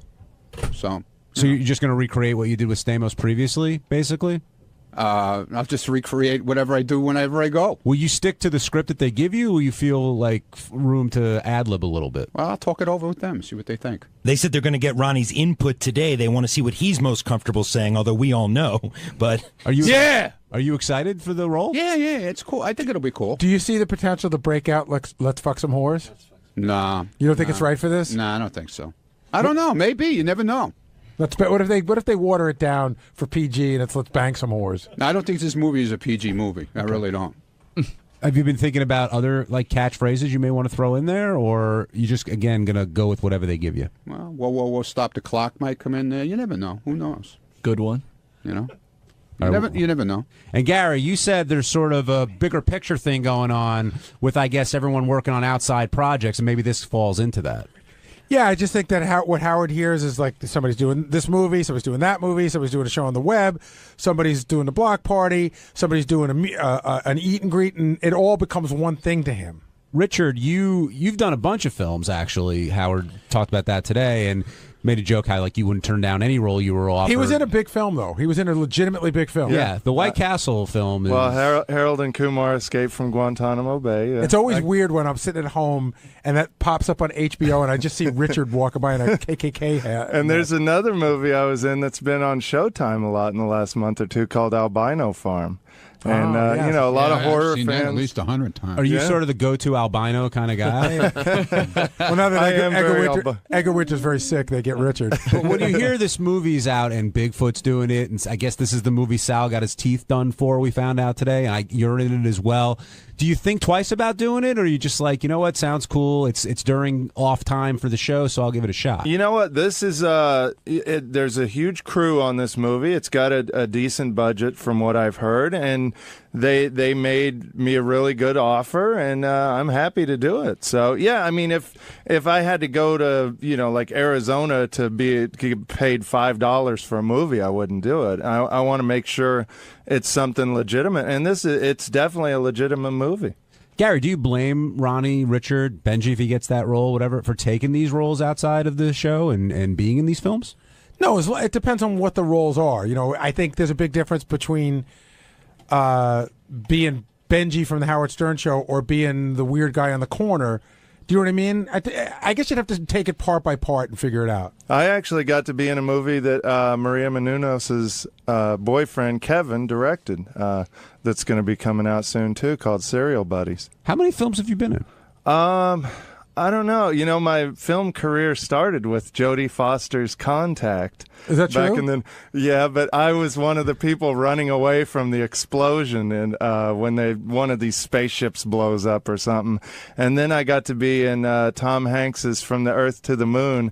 I was hippie smoking in laundromat parking lot. I have to say, in the history of the show, probably the greatest role that anybody on the show has ever gotten ended up on the cutting room floor, but I saw it because Cameron Crowe sent it to me. Kenneth Keith Kallenbach had a scene with Tom Cruise in Jerry Maguire. I remember Cameron Crowe called me, said, I want him. They flew him out, and I saw the scene. He was supposed to be a wacko fan, but I wish if they could do the DVD extras just to see Kenneth Keith Kallenbach acting with Tom Cruise is worth the price. I went to see that movie to see Kenneth Keith because I remember you guys talked about it on the air, and I was like, where in the hell was he? Derek in Massachusetts, you're on the wrap-up show. say. You guys will know this more than I will, but Howard seems to be pretty jealous, and guys like Ronnie and even Stuttering John, when he got his part, if he doesn't have anything to do with getting them those roles, he seems to be angry, and not just the roles, but the job for John. He seems to take it as an angry. Like, he'll get Eric a job, Eric the midget or Eric the actor, and he'll help those guys, and that's all fine and dandy because he's part of it. But when these guys do these things, he just seems to be jealous and angry of these guys in this situation. I hope Ronnie's movie's a success. I'll go see it just because he's in it. Derek, I could tell you, just because I talk to Howard a lot, it absolutely 100% is not jealousy. That's not what it is. I know there was we had an incident one time where Wings, the show Wings, called Howard to ask Howard to be on the show. Howard said, no, I don't want to do that. I'm just, I'm protecting my brand. I'm not going to be on Wings. So unbeknownst to Howard, they turned around and they just called Stuttering John. And Stuttering John took the part. Now, whether John knew Howard had been offered or not, I don't think that was the case. But I know that when it came out, Howard was pissed. And his feeling was like, well, if I'm not going to do this, if I'm not going to put all this stuff out there, if I'm not going to sort of take every bit, but everybody around me does, in a sense, he feels that's tarnishing the brand. But that is probably more the explanation. Jealousy has zero to do with it. Ronnie, have you ever sensed any jealousy coming from Howard? Come on. Are you kidding me? How can he be jealous of me? Are you kidding me? That's a great point. It is a great point. No, I just said that. It's a great point. Yeah, it is a great point. I just feel I always run things by him before I do anything. Has he ever told you no? Because I think running things by him could be difficult because he doesn't want to be the bad guy. I could tell when he'll give me an answer he doesn't think it's a great idea, but if you want to do it, right? You know what I'm saying? I wouldn't do it, but if you want to do it, that's fine. Right, and he didn't say anything about this. He did, with Stamos calling me, he thought, it was kind of strange. I thought it was, dude. Like I said, I got the text message from John Friday night at 1:00 in the morning. So Ronnie came to me and he said, "Is this Stamos' number or somebody pranking me?" I knew it was his number, but I thought maybe somebody got his phone because I know twice already he's lost his phone, and he has to get a new phone and change his number and everything. But I thought for sure this was something kind of scam. So, and he also asked me for Robin's address because he wanted to send us something, and I wouldn't give it to him until I talked to Robin, and I wanted to make sure it was him. You know what I'm saying? Right. Because I just wouldn't give it out Robin's address to anybody. If we thought somebody lost his phone or whatever. But then when they started calling me about all this, I knew it was legit. How do you approach Howard about it? I go to him and I just talk to him. But is it like I'm not afraid to talk to him. Are you driving at the time, or do you sit? No, usually if we're walking up in the morning in the elevator or whatever, I'll talk to him in the car. We both, I have no problem talking to him. It's 27 years, man. It's a long time. You don't hold anything back. You should know that, Gary. I hold plenty back. Jim in Carolina, you're on the wrap-up show. Hey, Ronnie, if you got offered a big movie role with a pretty good payday, but you had to quit Howard, would you do that? No, I've said that a million times. I wouldn't. He comes first, no matter what. And I work all my schedules around anything that I do. I work around him, where I'm there for him first, and then like with America's Got Talent, we had block party shows that I didn't attend because I had to be with him in Los Angeles or San Francisco. So he comes first no matter what, because if it wasn't for him, I wouldn't be where I am. So. Unless there's a guy that's going to suck your cock for $1 million. For that, you said you would ride off into the sunset. Yeah, well, I'd have to, man. How could I ever face the fucking people around here ever again? How do you juggle your schedule, Ronnie, now with the film roles, with Howard, AGT, the block parties? You're a busy guy. Yeah, well, it seems to work out where it's, it's on off days from the show, which is okay.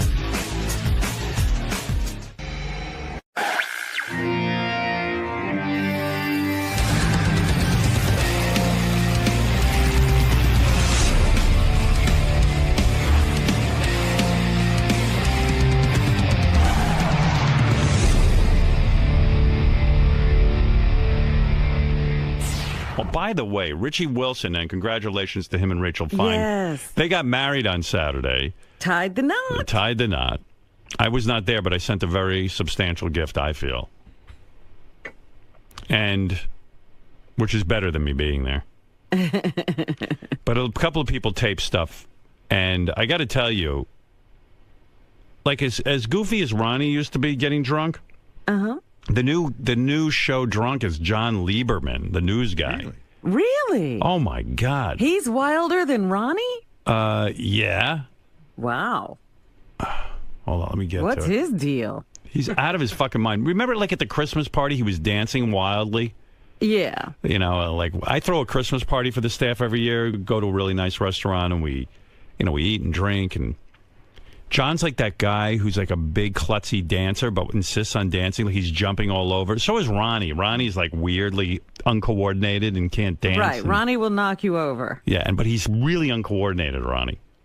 And so is like John Lieberman. They both have that same weird dancing style where they're not even dancing. They're like just They're kind sort of jumping and bumping. Yeah, it doesn't look like fun what they're doing.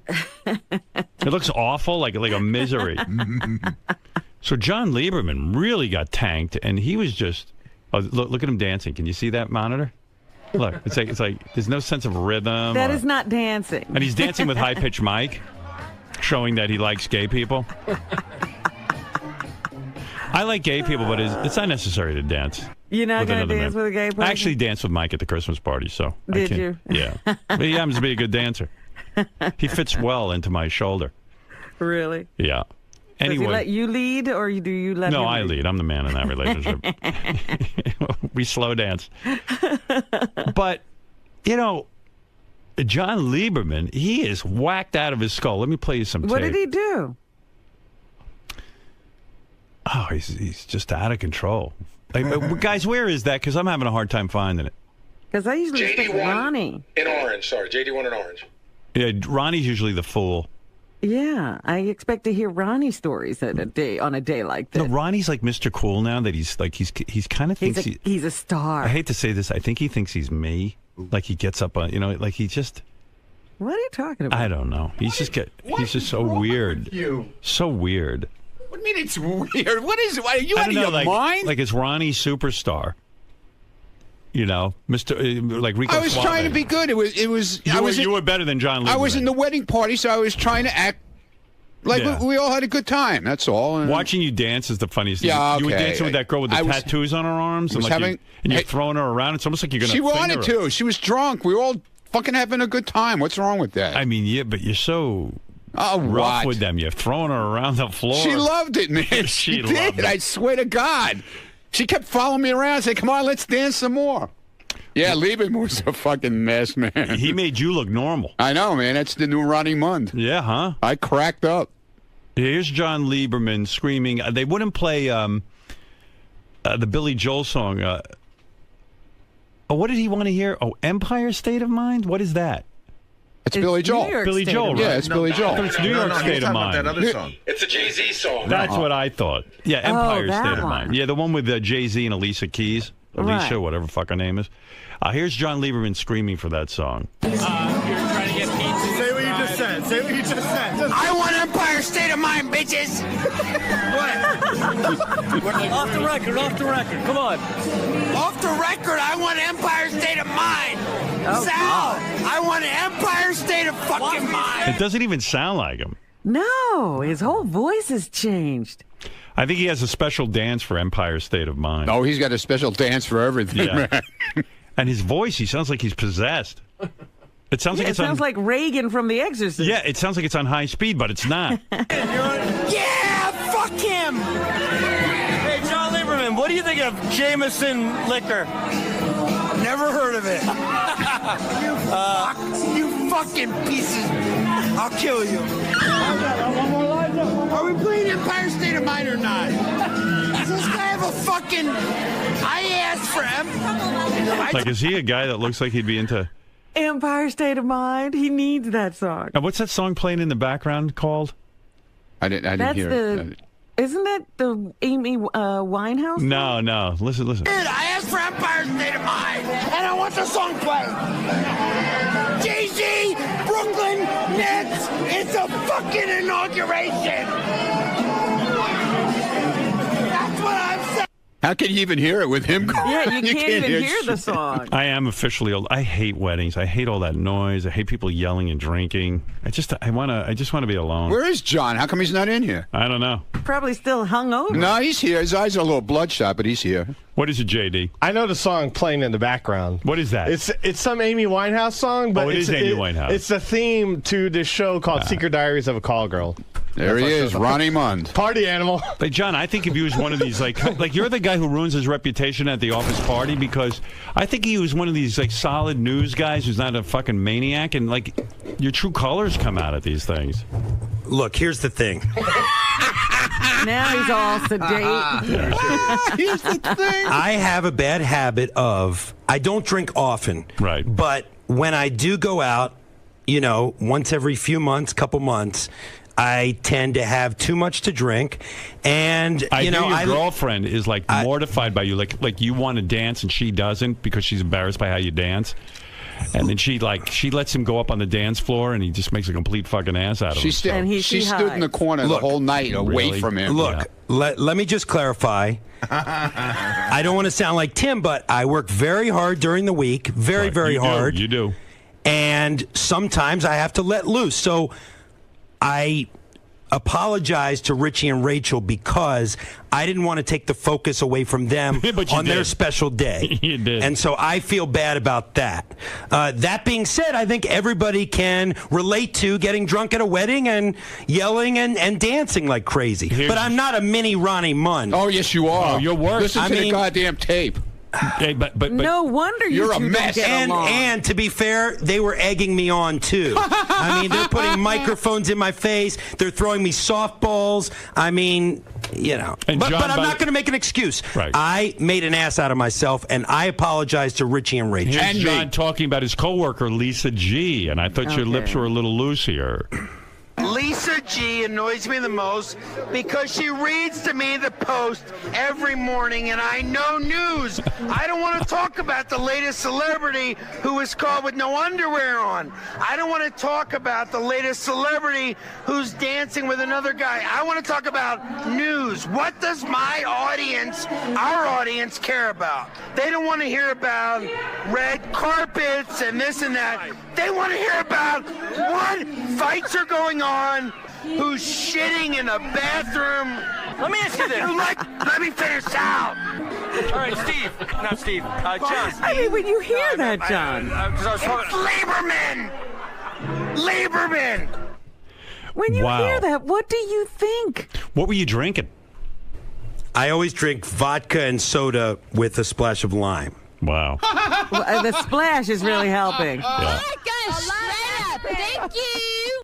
But what really does that make you cringe or? Of course it does, Robin. I am embarrassed. Of course it does. I am embarrassed, and I apologize to Richie and Rachel. You might need more splash and less vodka. Well, I won't be drinking at any more functions in the future. I don't buy that. Yeah, of course, guys like you will always do that. But hey, Ronnie, I heard you cried at the wedding. Is that true? What? I didn't cry. It was a little. What happened? Teary? I got teary. I don't know. I don't know what happened. I feel like Ronnie's like good, really like close with He Richie loves and Rachel. them, yeah. Which makes me think Richie and Rachel are disturbed people. Yeah, thank you. That's real nice. You know what I mean? It's real nice. Here's John Lieberman again. But Lisa G seems to be a focus of yours. I mean, you're really. They were throwing me softballs about Lisa. Hold on. There's a part right at the beginning that we didn't get. Somebody asks you about Lisa G, and you start to talk, and you go, I know my girlfriend's kicking me. I know she doesn't want me to talk about this, which means you must talk about it at home. Yeah. Look, here's what I talk about. I come in the morning, and Lisa knows this. It annoys the shit out of me when at 5:15 in the morning, I'm going through the newspapers that I go through online, getting my day ready at 5:15, and Lisa is flipping through the Post, asking me the most innocuous questions, like this morning, how much do men's loafers cost? I don't know how much men's loafers cost. I'm trying to read in for the day. Yeah. Sorry. So Shuli says that too, that she asks annoying questions back. The questions nobody cares about. Shuli brought up the other day, or high-pitched Mike, that Lisa should have a limit on how many questions she's allowed to ask in a given workday. Yeah, Lisa, what is it with you in the like? Why do you care how much men's loafers cost? Honestly. Or why can't you read the paper without making those utterances? Yeah, Lisa, what's up with that? Hi. Lisa. Seems like everyone who works back there are annoyed by your questions. Is that true? Yes. They're not going to stop. Ronnie loves you. Yeah, I was reading the Post today in the fashion section. Right. And I went shoe shopping this weekend, and shoes have gotten, they're crazy. Right. And John told me he shops at Payless Shoes. I said, well, you're lucky. I can't wear fake leather. And that's all it was. Yeah. But no, really, I go nonstop through the Post. I just talk to myself because no one else will listen. Guys don't care about that. Yeah. Why can't you Why can't you not wear leather? No, fake leather. Why? Like the plastic, because it would hurt my feet. I have really bad feet. Why? I don't know. We're just curious. We're just trying to understand your world. That's all. Yeah. No, really. What does she just ask nonstop questions? It's more statements that she wants a response from. Like this morning, it's like, oh, Danny Bonaducci is back in the news. And like pause, and she wants a reaction, but I just keep typing as hard as I can on my keyboard. It is a reality TV show. You are missing out on great stuff back there. You need a camera, and you can. I have my own talk show going. But it's not just one comment here. I mean, I would venture to say between 5:15 and 6 when the show starts, you're talking about 20 to 25 comments from Lisa. Wow. I think Shuli once taped all of Lisa's comments or something. I know he keeps a list. He keeps a list. It's like the top 30 dumbest things Lisa's Where's ever said. Shuli's list? Hey, Shuli, where's your list of Lisa questions? Did you stop that, or do you still do it? Over there. Well, John's just deflecting. He's just deflecting. Oh, it is interesting. We'll get back to his drunken take. So I have here, Howard, we have a Twitter page that we set up, Michael and I, High Pitch Mike, called Lisa G-isms. Right. By the way, were you at the wedding, Lisa? No. Mm-mm. Oh, you weren't invited either. Right, I wasn't invited. Yeah, certain people were not invited. Me, Will, who else? I heard Tim Sabian was running around the hall screaming, why am I not invited to the wedding? He was like really shook by it. Yeah, he was upset, I heard. Yeah, screaming in the halls, I'm not invited! Oh, dear. What was that about, Richie, with Tim Sabian? You know what the weird thing is? There were over 20 people not invited, not just the 4 that were singled out on the air. There was over 20. I understand, but Tim took it real hard from what I'm hearing. He didn't act that way towards me. He was happy. I heard he was screaming. And who wrote me that note that Tim was screaming in the hall? Who I think wrote Sal that? wrote it. Oh, Sal wrote it. Yeah. On Muldred, I saw it. Yeah. News to me. Sal, what was Tim going on? apparently really likes weddings. Dude, he was like a baboon on fire. He was. What is this? Scott Salem was invited, but I fucking wasn't. And he's screaming, going up and down. Will, were you invited? And I'm telling you. You really wanted to be. You really wanted to be. I says, what are you guys doing this weekend? Everyone would say, oh, we're going to the wedding. I'm like, oh, really? I'm not going to the wedding. What are you doing, Will? Will and I didn't go to the wedding. I'm just busting chops. So what'd you do for the weekend? Watch the Ryder's Cup. Oh, yeah? Yeah. I watched Baba Booey. I called Gary. I said, this is insanity. Yeah, the Baba Booey's. Yeah, it makes it fun, though, doesn't it? It was great. Because you kept watching, the next shot to see if somebody would, scream it out. Hey, by the way, you are ruining my life, Tim, because... Why? I'll tell you why. I have people, everyone's involved with it. Remember when you shit in the bathroom and it was all over the walls?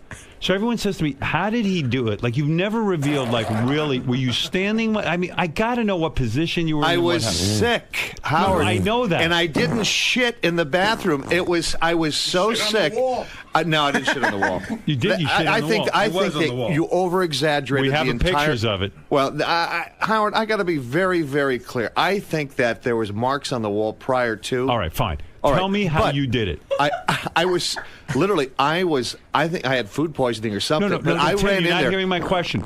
Were you standing? I couldn't get my pants off fast enough. Right. So you were caught standing.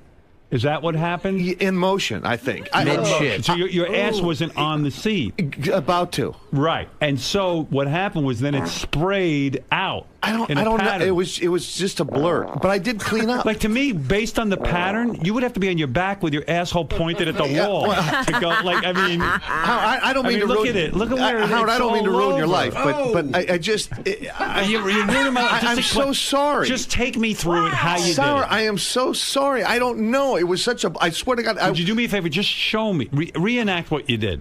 I ran into the bathroom. Go ahead. And I couldn't get my pants off fast enough. Right. They were stuck like they did. You couldn't get them down, and so you're standing. No, he was going to go. I don't But did know. the shit get all over your pants? No. Is that true? I swear to God, yeah. Otherwise, I would have went home and changed. How did it spray into the wall? I don't know. I'm telling you, I was never so violently ill in my life. No, I get that. Stop saying that. All right. I want to know the trajectory. Can we get back to the wedding? I can't. No, let's stay on Shitgate. So right. All right. You know what we have to do? We have to bring in one of those forensic people. You're like who Dexter. They take splatter, Yeah, and then they tell you how it got there. You know what I love, Howard? We have the pictures of the crime scene. We can see the splatter. Is when people who've been in like traumatic experiences, they go, "It was all a blur. I don't remember." Yeah. He's saying the same thing about his shit. Like people who've been raped go, Yeah, I don't know exactly what happened. Do we have guests today coming in? I mean, later. We got 45 minutes yet. It got on the People in a lights. suicide It was all over the bombing. light switch too. It's a blur. Hey, so Tim, will you ever just explain the whole thing for real? And 1 hour stop? show. We know you were sick. I did on Howard TV. Oh, did you? Yeah, they did a special on it. And you actually reenact it? I didn't reenact it. They asked me questions.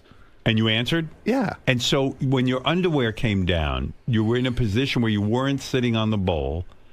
And so your ass was like facing the wall, and it hit the wall. But how did it get on the light switch and stuff? And the railing. It was like backing a Mack truck into a little tiny space. I don't know. It was so spray quick. is phenomenal. It happened so quick. I've never seen a spray like that. It Wow. completely missed the ball. Maybe I have a new career. Yeah. And then what was your thought process not cleaning it up? Like I did clean it up. No, you didn't. Yes, I did. I did it to the best of my ability. Can you imagine what was I was so What I did was he clean so, up? I was so woozy. I was like, "Oh." What did you think was going to happen though by not like I thought I cleaned it up. You did? Yeah, I didn't know that I had an investigative reporter named John Lieberman. All right. Hot on my trail. Robin, I still am not satisfied with his Well, explanation. maybe we'll sit down It's and we'll like do talking to Arnold Schwarzenegger a about town the hall pain. meeting one day. You should have set that thing on fire when you were done in there. All right, so getting back to the Lisa G. Yeah. Go so ahead, Shuley. Here's just now. Keep in mind, Howard. Quiet newsroom. What did he do?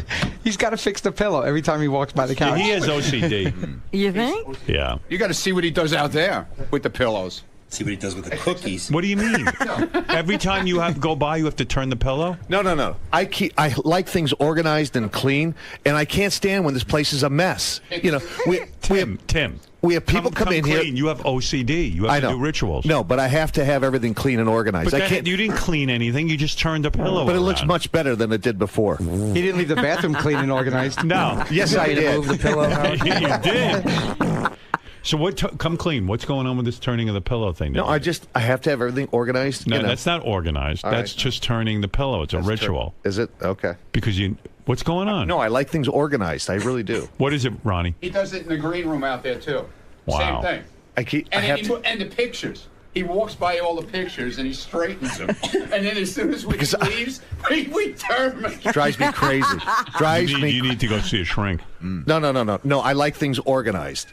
And this is our business. Tim. I don't like this place looking like a Tim. shithole. I'm all for organization. Stop shitting all over. But turning a pillow is some kind of weird OCD ritual. No. I like our It's a place of business. I like it organized. I like it neat. I take pride in what we do. All right. I got to go back to work. By the way, we got to take those pictures. This is the next thing for you, John. Get the pictures of the bathroom, the shit, and go to a forensics expert who deals with blood spray and stuff and crime scenes, so that they can their best guess about what Tim did there in that bathroom that day. Yeah, based on the trajectory of the shit. The shit. Yeah. Okay, we'll do that. That's a good story. It's a great story. Yeah. It's not red carpet stuff. You want to hear a really great story? Yeah. Lisa, tell her what happened in Grand Central Station. What happened? So I'm walking in Grand Central Station, and they have not the cops, but the terrorist cop squads with all the equipment and the Uzis. And I overhear them saying, yeah, and did you hear that Ronnie wants to eat Lisa G's ass? And we're supposed to be on high alert. Howard, I couldn't believe it. I was so embarrassed. And she texted it to me from Grand Central. I couldn't believe it. Are you getting, and be honest with me, are you getting at all into the whole Ronnie fantasy thing? Like, he's going around telling everyone how he's going to, do all these wild things to you. Is it turning you off or is it turning you on in some weird way? It's not turning me on at all. It's not. I disagree, Howard. What? I Come on, stop it. Because she's asked questions. All right, so when everybody thought she was into Benji, right? Yeah. She's asking the same type of questions about Ronnie. She's asking, like, she goes, "Oh, Ronnie's in a bad mood today. Is everything okay at home? Is everything okay with him and his girlfriend?" Like, she's very interested in Ronnie's life right now. And the only other time I saw that was with Benji. Oh, stop. And the ass-eating I asked a lot of questions. Yeah, and she called an ass-eating expert or something, some ass expert to ask him about ass great eating. story. So is that turning, like, is he seducing you somewhat? I mean, are you thinking No, about but the him? reason why I ask questions is, why would a man who's in a happy relationship at home even say these things? Why would that even be on his mind? Because guys can focus on more than one woman at once, and be, All right. he can be into his girlfriend and into you at the same time, and she's giving him a free pass to fuck you. So, like, he's completely on fire about Gotcha. that. Is there any chance this is going to happen? Ronnie thinks so. Lisa, are we any closer to this big thing happening? No, not right now, no. No? Not right now. Ooh. Right. It's never a no. See, if Lisa had been at the wedding of Richie... It might have happened. Yeah, it might have happened. Well, Ronnie has the whole thing planned out already in his What's head. his plan? Ronnie, tell him your plan. Oh, yeah, the told me Trump the plan. Hotel. Yeah. But if she was at Richie's wedding, there was all these kind of secret rooms. Yeah. It was this really cool place with like secret doors and shit. Yeah. But you could have went in there and nobody would have known because it was like a wall, but the wall opened up. I wish I would have found those secret compartments. Yeah. You would have banged Lisa and then left her in a secret compartment. That's right. Behind a wall. Oh my goodness. I think Ronnie tried to get some at the wedding. Did you? Really? What? Did you try to have sex at the wedding? With who? Steph. No. No, he was being suave, Rico Suave. Hey, I was good, man. Yeah. In the bridal suite? Did you hear my poem? It was awesome. The poem was horrible. You wrote a poem for the wedding? Did you know what, man? You know what's funny about Why is it horrible? I'll Why tell you was what. it horrible? Because Richie and Rachel are actually really close friends of yours, and they asked you to make a speech, and then you make this speech, and you read this poem that, first of all, look, I told you, when he wrote me the original letter to be my limo driver, Yeah. I told you it was like in large block letters with like crayon. Oh, stop it. You're so full of shit. You wondered if he was old enough to look drive. How he writes, Robin. Look at that. There's It's a ransom Oh note. my God. Yeah, it looks like a ransom note. This is the poem that Ronnie read. Oh Yeah, my God. so what's wrong with It's it? written by like a 4-year-old. That's the block Wow. writing like what a 5-year-old writes. It's like. a poem. Wake up is one word. Yeah. Attica, you stupid ass. There's no spell check with handwriting. Right. Hey, jackass. You can't afford to talk about anything. Why? You just stand there. I was still good enough to do my job. I recorded your speech, so stop it. Yeah, and then you fell over on the floor. I did not. Yeah, here's John Lieberman. Wait, we'll get to the Lisa G-isms in a minute, but here's John Lieberman drunk at Richie Wilson's wedding. Let me tell you about Lisa G's book. I think it's fiction. And fiction means made up. The sex part is made up. The cookie part is real. I deal with facts, Sal. And in the past year, I have not heard any factual information to indicate that Lisa G has had sex. This is what I'm telling you. She talks about her cat and she talks about cookies. This is all I can tell you. Perhaps, let me finish, Sal. Perhaps she has hidden these sex stories from me. By the way, you yell when you're drunk. Doesn't that hurt your voice? I mean, you're a professional. No. Let's be clear. It was loud in there. You know, you're not getting the full context, too. Yeah, uh-huh. They were lobbing up softballs to me and egging me on when I was in a slightly inebriated state. Wait a minute. So, when you're lobbed a softball, you hit it. And Nothing I said was not factual, number one. What is it, JD? What do you want I was to going say? to say, he said he was able to do his job. Later on in the night, when Stephanie caught the bouquet, he was so out of control, he couldn't ask a simple question. I had to take over from the interview. Play the clip. I was interviewing Stephanie about marrying. You know what? Calm down. Hey, Ronnie, calm down, Ronnie. First of all, number one, I wasn't there to work. I was there as a guest. JD, Thank you, what Richie. happened? Number two, I'll explain what happened. 1 second. Let JD get in there for a second because he seems to see it differently. Well, He was just standing. He was with his microphone, like slurring his questions to Stephanie. I was like, "Hold on, just give me the microphone. I'll ask so Stephanie you were the more question." articulate than John A little Lieberman. bit. Wow, and you were not able to do your job. I have the interview. I was interviewing Stephanie Fine. He first he slaps me on the ass with his hand. Then he grabs the microphone out of my hand and says, "I can conduct this better," and starts interviewing. Listen, you have the clip. No, I don't. Look at him. Oh, I love how All he's right, talk to me about Lisa G-isms because John complains that in the newsroom, and you complained of this too, Shuli. That This is why we started Lisa G-isms. All right, go ahead. So it's quiet newsroom. Everybody's doing their job. Right. And then you hear stuff like this. She's grabbing her shoulder. She goes, "I have baker's shoulder from this weekend from baking so many cookies." So these are statements. They're not even questions. And then she waits for everyone to talk. Yeah. The Right. Today Show needs their own channel. Okay, there's one. What? Yeah. I'm like the white Omarosa. There's another one she threw You out. said that? I'm the white Omarosa? Yeah, I'm trying to think from maybe with the whole Richie thing with the original invite list. I'm not sure. I don't remember when I How's said that. Jason's back hair? Have we done an update? That's a good one. I need to decompose. I meant decompress. That was actually a good one. God, I don't think Ryan Seacrest sleeps. And neither does Lisa with these fucking questions. Right. It's 3:00. I'm thinking about dinner already. Wow. True. This is all stuff she throws out there for us to. I love it. I'd read a book of that. Those are great tweets. And what's annoying to you guys is there's a certain crunch time in the newsroom where you guys have to get all your stuff together. And I guess Lisa just keeps throwing these things out while you're trying to concentrate. Yeah, like we have stories that fall through. I got to come up with another story. And then in between that, I hear, I just bought flavored seltzer water. That's great. I'm living my own reality TV show. What can I say? She keeps us on our toes, that's for sure. What about the accusation John made in his drunken stupor that your book is mostly fiction because there's no way you know about sex or Right. cookies? I mean, cookies you know about, but Right. sex you don't. What is this book going to be about sexually? I mean, you're not someone who's known for their sex advice or their sexcapades. Is this Right. many years ago, or is this current? Well, I was young once, and yes, there will be stories. It'll be Wow. fun.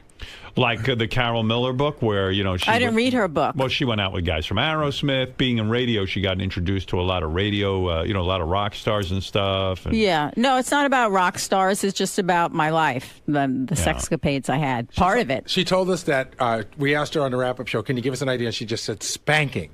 And we said, you get spanked, you spank someone? She goes, I'm not saying until the book comes out. So this is going to be a very controversial book because this is going to change your image. Most people think of you as this, sort of prudish Right, newswoman. that I sit at home with my Right. cat and the violin. And the violin. And suddenly now... It'll be fun. Now we're going to be reading specific sexual escapades. Yeah. Yeah. It'll be fun. It's Wow. not It's 50 Lisa's- Shades of Grey. I was going to say, it's Lisa's 50 Shades Yeah, of it's Grey. 15 Shades of Do Grey. you think this is made up, John, or do you think it's legitimate? I think excuse me. I told you, these guys fuck their voices up with these... No, my voice is fine. Yeah. I think that now that I have the explanation, I think, as Lisa said, it's mostly historical stories, nothing recent But how in the past wild- year and a half since I've known her. How wild does it get? What is the whole spanking thing? Were you tied up when this happened? I'm not saying that's just part of the story. Did you overhear a neighbor spanking somebody while you were making cookies? Crazy. Did you ever have one-night stands that you'll be talking about? There'll be some good stories. Wow, good for you. Okay, we look forward to the book. It sounds like it's going to be explosive, more explosive than Tim's shitting. I'm sitting here wondering if John can make the voice that he made while he was drunk at the wedding. You know what he sounds like in wrestling, the managers for like the tag teams, the guys who are screaming out Yeah. stuff. That's what he sounds like. Hey, Howard. Yeah, I mean, it's uncomfortable. You're trying to get pizza. Say what you just just said. Say what you just said. I want Empire State of Mind, bitches. Let me explain Empire State of Mind. I had just read a piece in the New York Times about Jay-Z's first show at Barclays, and I thought it was a very touching review of Jay-Z coming back home, so I had Jay-Z on my mind at the wedding, and I wanted to hear Empire State of You're Mind. the last guy we would think would be obsessed with Jay-Z. I enjoy Jay-Z. Yes. There's one other thing that a bunch of the guys pointed out to me, and Shuli says this happens when John gets stressed out in the newsroom, but this happened the other night when he was drunk. He scratches his face to the point where it's almost like self-mutilation. I want to show you this picture. Let me see. Oh, my God, you are bleeding off John's from a your cutter. forehead. Why do you do that? I have sensitive skin.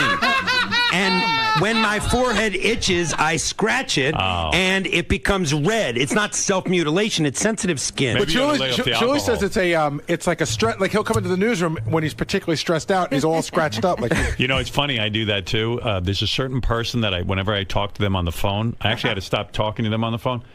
I would start to scratch my skin so hard it would bleed. Really? Like that, yeah, because they were driving me nuts. So, I mean, I don't know. I mean, if you know, whatever you're doing there, you got to really examine it.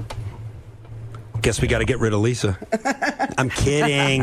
You think it's Lisa who's It's a making joke. No, it's a joke. You weren't at the wedding with Lisa. I have sensitive skin. That's Yeah, you got sensitive skin. Ronnie, just stop it. Will you? Do you guys want to hear Ronnie's poem that he read? Yeah. Yes, I do. So Richie, we're at Richie's wedding with beautiful Rachel Fine. How was the wedding night, my man? Did you have a good time? Yeah, I mean, you guys have been living together forever. So. Yeah, it was a really great night. Do you end up fucking, or do you like, hey, we fucking up? We did. After the ceremony, we went back to the hotel, screwed around, then we went to an after party. You wear rubber? No. So what'd you do? Just pull out? No. So you came inside her. So you're already trying to have kids. Oh, she's on the pill. Beautiful she's on the, she looked. Yeah, she did look beautiful. I like her dress. She looked very beautiful. Aww. Yeah, You both and no look one can very figure good. out why she married you. Neither can I. I mean, it's crazy. I still can't figure. It's really crazy. It's like Stockholm syndrome. She's way into you. The shit you put her through, and she married you anyway, Yeah. man. Good girl. Good for you. You must fuck like a dog. Good girl, man. Good for you. You must eat Like a ass. dog. What does that mean? All right. So, keeping up with this wedding theme, Ronnie was at the wedding. He's very close with Rachel and Richie, and he makes a speech, but he does it in poetry form. He pulls out 3 huge sheets of paper with giant block letters, and he reads this poem, and I think it's one of your worst poems because you should have said something from the heart to them because you spend so much time. Man, I feel it was. This was all about how this all came about, and All I right. didn't want to get into other stuff. I mean, there was a lot of sensitive stuff, and I didn't want to get into it. All right, let's listen. I need you to hold the mic for me. Can you do that? Because I got this envelope with a speech in it, and I have to open it. It's all sealed. It's all sealed up, and just so you know, guys, I wrote this in my car with the my New York State inspection thing. How cool is that? And I know That's so cool. It is. What? Why is What that the hell cool? did he just say? He said, wait till you hear the poem. He's really Oh, saying John, nothing. don't even. What did I just say? You can't even understand what you say. You're so goddamn drunk. You Is can't he even. saying? Did I not do my job? that No, night? you didn't. I didn't do my job. Fucking What didn't I JD do? had to do I your wasn't job. even there to work. JD had to do your job. Ronnie, I'm not going to get into this with you right now. Yeah, don't, because you know you're wrong. Look at your face. Look how angry you're getting. I am Look angry at you. because I do my job. Even drunkenly. Yeah, well, hey, if you were doing your job, you shouldn't have been drinking.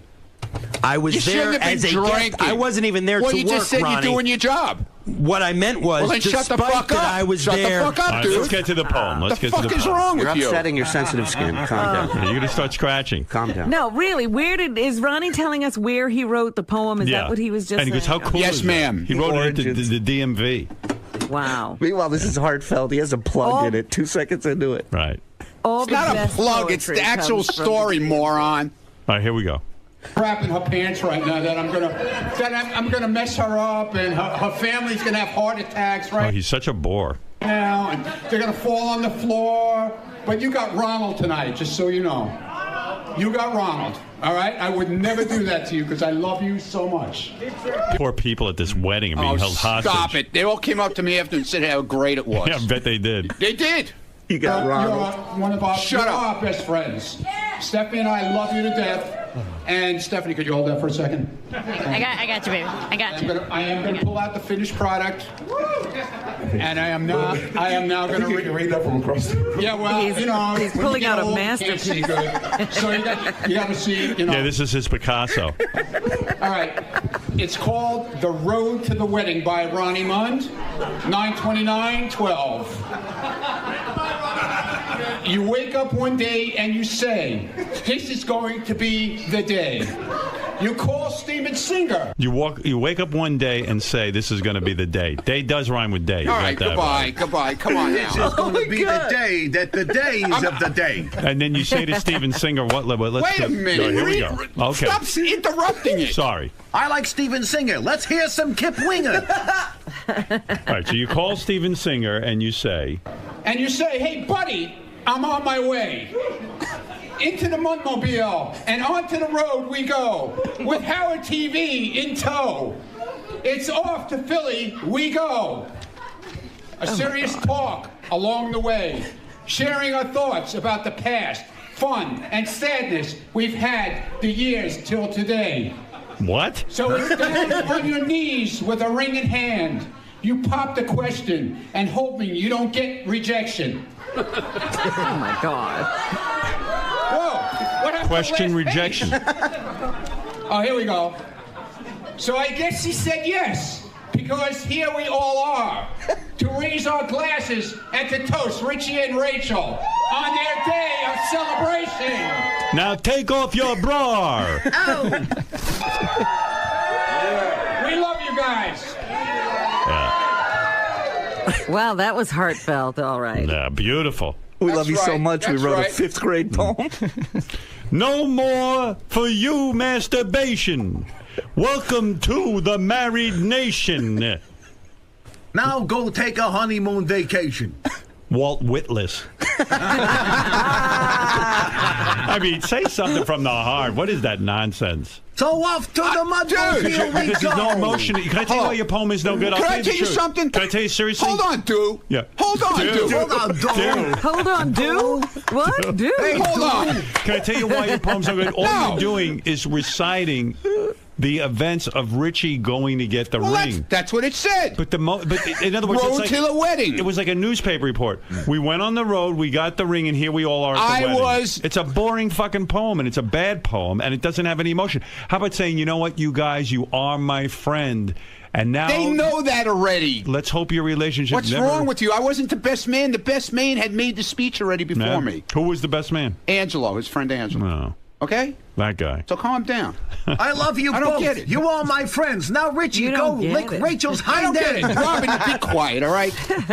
Did you lick some ass on your wedding night? Nah, didn't do that. Lick ass? Didn't No. do that. Wasn't that drunk. Yeah. You should let Ronnie stand in. He would have licked her ass. What are you looking at, Let Lieberman? me show you how You're it's an done. angry person, man. I'm not angry. You're an angry man. I swear to God. Gary's got a picture of you at the wedding. You got with the things on your head where you rip your skin off. He already showed it to Howard. I know, Why but don't you you're listen? But you're angry. I'm You not gotta- angry your at all. face. You got to look at your face, man. It's angry. Well, all right. Anyway, it sounds like there was a lot of hijinks and fun, right? Right, Shirley? I just love that he committed the word Mundmobile to paper. It's read immortal. in front of people. It's off on the Mundmobile. It's immortal. And then he signed the poem too, like an artist. There's like a little cigarette on the top. That's right. You gonna frame it? Of course. eBay. Salvador Dopey. And everybody will say, is that something your kid wrote for you? You wake up one day. I don't see you writing anything, Robin. Shut up. She's got a book I'm coming just out. talking about the look of it. You don't care. She's writing plenty. Oh, good for her. I put it on my refrigerator, and people came over and asked if I had a special needs kid in the house. Jackass. Ridiculous. Yeah, that's what you get for being nice to you. Fuck you. You wake up one And day. he had this in a special envelope. Yeah. No, it was a regular envelope. sealed. I had it in the Mundmobile. Ronnie also gave him a finger Did painting. you drive the pace car to the wedding? No. I Why didn't not? drive at all. I didn't drive at all. Oh, you took a car? Took a cab. Look at you. Unlike Sal showing up in a stretch limo. Really? Yeah. Boy, if there's ever a guy who shouldn't be, like, did he pay for a stretch limo? I guess so. He stretched the budget and got a stretch limo. You could tell he's really saving money. Yeah. Yeah. Fucking lunatic. It was fun, though. We had a great time. All right. Did you hear about the great gift he got? No. His girlfriend rolled in a brand new motorcycle. Oh, I did see that. Yeah. Wait a minute. This is what like happened? that. You know that famous short story where she cuts her hair and he Gift of the Magi? Gift of the Magi, yeah. Yeah, she buys a chain for his pocket watch, and he buys her a comb. Right. But she shaved her head. She shaved her head, and he sold his pocket watch to get her the comb. I heard Richie, in order to pay for his wedding, sold his beloved motorcycle that he loves. Uh-huh. And then so Rachel secretly went and got a job, raised a whole bunch of money to buy him a brand new, better motorcycle. Wow. I was watching the video of it, and by the way, how sweet is that? watching the video, a condensed video of the wedding, is so much better than actually having to go to the wedding. Yeah, Lieberman. It was great watching you. But Richie's almost making out with this motorcycle and ignoring Rachel. Dude, I love that bike. I've been in love with that bike since it's a Victory Highball. It's gorgeous, man. Can I tell you something, though, man? You got to be a real fucking maniac to ride a motorcycle. And I've said this to Fred. In New York, for sure. You bet. And, I mean, I know, you know how many guys, You're a maniac if you ride stupidly. No, you gotta ride experienced smart. riders who... Ronnie knows some of these guys, too. These are guys we know. One guy missing a leg. Another guy's got major pins in his legs and stuff. I mean... Even if you're the most expert rider, it's everybody else. There's definitely a risk on the road. Most accidents are from other people. That's right. So what the fuck are you doing? Yeah, it's not you. You got to worry about everybody else. Sounds like you're going to have a great life with your wife, maybe have a kid or something. I don't know. Why don't you fucking chill? I know. I love that bike. You know what? I love a lot of things I gave up. Be like Ronnie. Just put it on a trailer and drive it around. And lick ass. I drive my car, Rob. Display it. All right, gang, I got to take a break anyway. But there you have a little bit of everything. Lisa G's new book, Robin's new book. You got... my poetry book. Yeah. What are you going to say, Lieberman? God. You got more to say? I'm just saying, Richie, I'm sorry if I took the focus away from I got you a and text Rachel. at 7 a.m. the next morning. Me too. Big thing. I'm so sorry. Me I'm too. So sorry. Why did I Lieberman. get... He apologized to me. Why'd you apologize to Ronnie? I apologize to anybody who I thought I might have offended with. I didn't want to take the focus away from How Rachel many and drinks Richie. did you have? I had a number of drinks, but Howard, I do not drink frequently. This is Right. what I want to tell you. You And can't just get a buzz. sometimes it's just a release for me. I'm sorry I used your wedding as the release. But, see, But why do you have to drink? Why do you have Robin, to drink so I made much? a mistake. This is what I'm saying. I made a mistake, and it was a release. I'm sorry. Richie? We had beer there. It's called Allagash Curio. It's aged in bourbon barrels, and it's like 13% alcohol. Right. It's not like a 3% Budweiser, and it knocks you on your ass, and you don't expect that. So if you have 3 or 4 of those, you're hit. Well, he was drinking vodka. You lush. Yeah, but you did the same thing at the Christmas party, so what's the problem? What's going on? Uh-oh. I just said that I don't drink frequently, but occasionally when I go to events, I will have too much to drink. It's So a release. whenever we see you drink, It's a release for me, I heard you and I'm drink sorry. a lot more than that, dude. That's I heard. not true at all. I heard. I never drink at home. I never drink during my work week. Ask anybody who knows So me. you're a binge drinker. I work 15 to 16-hour days every day, Take it easy, and man. drinking does not get in the Here he way goes of my again. life. Take it easy. does it Relax. bother you that your girlfriend is hiding? She's embarrassed. Denial's the first sign of a problem, John. Yeah, John. All Yes. I know is you're a Fred Norris type drinker, because that's what Fred used to do. Yeah, I learned He my fell lesson. flat on his face over at Holy Scores. Right, almost died. Go to the hospital a few times, you'll learn. Will you consider getting help, John? No, I don't For your need problem? I don't need help. I'm not going to drink at functions anymore. I see. Liar. Christmas parties Now in 3 you're no months. Oh, I know you'll be drinking at next Christmas party. You can whatever. drink at the Christmas party. That's the one time. Look, you got to smile. He's smiling. He's happy. You're He's gonna be happy. drinking. You lie. You say you won't be drinking. I just said I'm not going to drink. I'm not going to drink. When we go out to dinner, you're not going to have a drink anymore? No. No? The night we went out to dinner, you were pretty trashed up, too. I do not go out often, is what I'm telling you. Oh my God. Where will you drink? I really don't drink much. I don't drink frequently, so I don't know. But you need a release every once in a while. So where are you going to drink? I don't know, Robin. As soon as I figure it out, I'll let you know. Will you smoke weed or No, I've never done any drugs. I don't do drugs. Let's see. All right. Because you couldn't get more messed up than you on alcohol. Yeah, I mean, it's just so great. He's the office drunk. I never would have picked him. Say what you just said. Say what you just said. I want Empire State of Mind, bitches. Off the record. Come on. Off the record, I want Empire State of Mind. Sal, I want Empire State of fucking mind. Yeah, fuck Fuck him! Hey, John Lieberman, what do you think of Jameson liquor? Never heard of it. You fucking pieces. I'll kill you. Are we playing Empire State of Mind or not? Does this guy have a fucking... I asked for him. I did. I asked for Empire State of Mind. Who would have thought John Lieberman would be the fun guy at the party? Who would have thought he knows anything about Jay-Z? Yeah. You look at this guy. It's weird. Look at me in that someplace. You were doing so well after the Howard Stern show. What happened? I want to come to Not that far off. You know, we want to help my you. goodness. Help me? You're going to be okay? You going home? Sam? All right. What? Well, John, there's still a little way to go. No, I was just going to say, you know what? The truth is, too, outside of here, I deal with a lot of families of missing and murdered kids, and maybe this is my release a little bit. I mean, Shuli knows. I work very hard, so that's all I'm saying. Right out. You know, in the newsroom. I work real hard. Because he was overseas in Iraq and I think Afghanistan. He did like some war coverage. Right. So We're he's looking like at a still little- shell-shocked from it. So in the newsroom, anytime you ask him a question and he has his headphones on, he doesn't hear you and he freaks out when he calls. So I go, John, did you get that story? And I'll say here, and he's like spinning around. So I have an air horn in my desk drawer that I keep, and every now and then I shoot it off in the newsroom just to watch if his feet are up on his desk. What a newsroom it is. I mean, between Lisa and John Lieberman, Shuli. When I was in Iraq, I got horribly close to being blown up with an IED. It's 100% true. 2004, the vehicles, 3 vehicles in front of us, which was a New York Times vehicle, an IED exploded. I was within... Will you stop? This is serious. I know you've never done a serious day of work, but I have. Is it true you were drunk during that? No, I never drink when I work. Yeah, it's real funny when people are getting blown up with IEDs. So I still hear those things go off sometimes in my head. Oh, my God. Oh, now he's walking out. All right. We're going to take a break. Congratulations anyway. And we'll be back right after these words. So rich. So great. Getting married, planning a wedding, it's stressful on its own, regardless of guest lists and all the things that come with it. You have another layer added on top of your big day because it's the Howard Stern show, and some of the people around here are not exactly normal or level-headed at all times. Add alcohol into the mix. Exactly.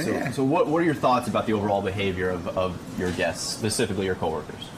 I have no problem with it because you never want to hear somebody say, man, I was so sober at that wedding. I had a great time. You never hear that. All you hear is, man, I was so fucked up. I think I had a great time or something like that. That's what you want. That's the whole idea of the wedding. You want people to have fun, let loose, and just have a good time. Lieberman was apologetic all day yesterday after the wedding. I didn't care. He was fun. As long as nobody was offended or complained, who cares? I'm glad he had a great time. I'm glad he made an ass out of himself. I'm glad we got it on tape. That's what you want. Like, I'm glad Ronnie made his speech. I actually had, this didn't get out on the air, I had a female MMA fighter there just in case Sal got out of control. I was going to have her beat the shit out of him and drag him in the back and put him to sleep. There was like this really good-looking girl, but she was Diesel. And she was told, that's the guy to watch. If he whips his dick out, put him to sleep, take him out.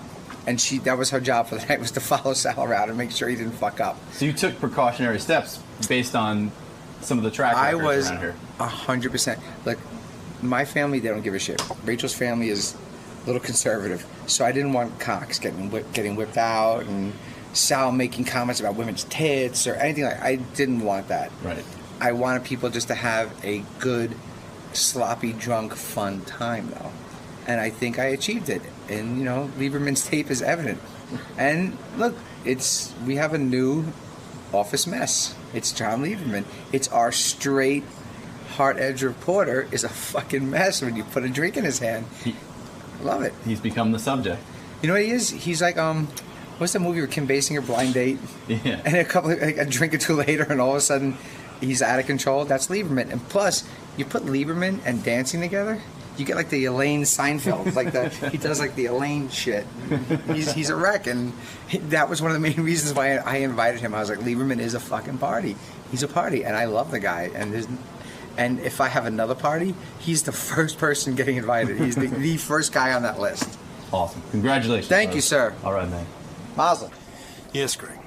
John, what happened to you at Richie's wedding is something that many people in the workforce experience. I mean, you go to the holiday party, you tie one on, and you wake up the next morning and you don't know what the reaction is going to be like. What was yesterday like for you? Because the wedding was Saturday, now it's Monday. You had a little bit of a day. You had a day to think about it. I woke up and first thing in the morning was I sent a text to Ronnie, Sal, and Richie and said, and High Pitch Mike, and said, guys, I'm sorry. I didn't want to take the focus away from Rachel and Richie's wedding. That was what I felt worse about, because I didn't want the wedding to turn into something about me. It was to celebrate them. That's what I was most and am most regretful about. Do you think that occurred? Do you think you overstepped that? Do you think that, or do you think they wrote it off as just a guy who had a drunken good time? Well, Richie and Rachel say that they wrote it off as a guy that was just having a good time, but I still felt bad about it. They didn't. I mean, they said, they tweeted out, best guest ever, but I felt bad because, it wasn't about me, and it shouldn't have been about me. It was about Richie and Rachel getting married. I know personally I've said after a drunken night, I'm never going to drink again. That's sort of how you're feeling right now. Do you think you're really going to stick to this, though? I mean, as you mentioned yourself, you like to blow off steam every once in a while. Yeah, I mean, I have a problem with that. I have a problem with needing to blow off steam occasionally, normally once every couple months. And so at this point, I say I'm not going to drink again. You'll probably pull this tape in 2 years and see that I didn't hold true to that. But, I'm going to give it a break because... I don't like the way that I sounded in those clips. I did. Thank you. John, the other thing I wanted to ask you about is the fact that you sort of went off on your coworker. And now you're hearing No, this. I don't think I went off on my coworker. They were... Oh my God, Beyonce might be pregnant again. Sorry, I'm done. Go ahead. Here's why... Go ahead. Here's why I didn't go off on my coworker.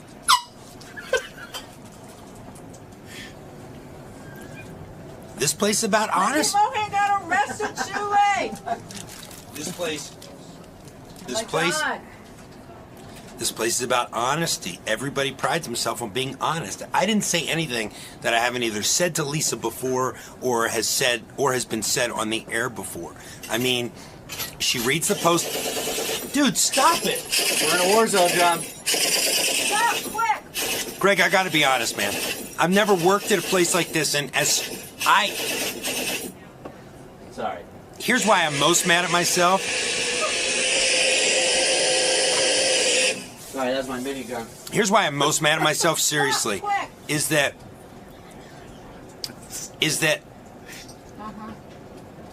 I think I'm a pretty intelligent guy, but yet I continually forget where I work. And that's really my major problem. I continually forget that I work. Despite being what I think is an intelligent person, I continually forget where I work. That I work at the Stern Show. That everything's under the microscope. And that's how I make my living around here, is by scrutinizing everybody else. Dude! Greg, back to your question.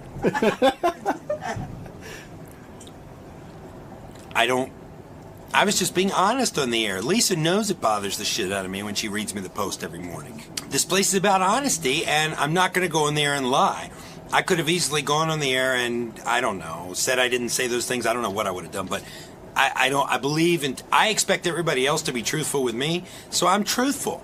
It bothers me when Lisa reads me the post, and since we hear about everything else in Lisa's life in the past year or so since I've worked here, we've never heard any Lisa sex stories. Ronnie. Yeah. You're loving life right now. Why? Because Lieberman made an ass out of himself. Good. That's about time somebody else did. Well, that's been your nemesis over the past few months. What are you talking about? Fair to say? What do you mean? Well, I mean, he's He's reported on your pace car. He's pissed you off a few times. Yeah. So you've got to be loving this. I love it. I love it when somebody else becomes Ronnie.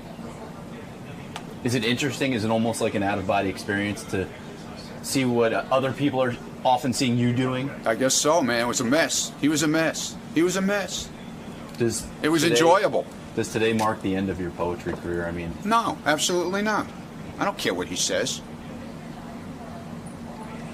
No. So you think you really wrote some... I like my poem. I don't care what he good thinks. Prose. Do you Not think my maybe you Not my problem. shouldn't have made it so literal? I don't care, dude. I said, I will continue to write. When duty calls, I will write. They asked me to do it, I did it. I'll do it again.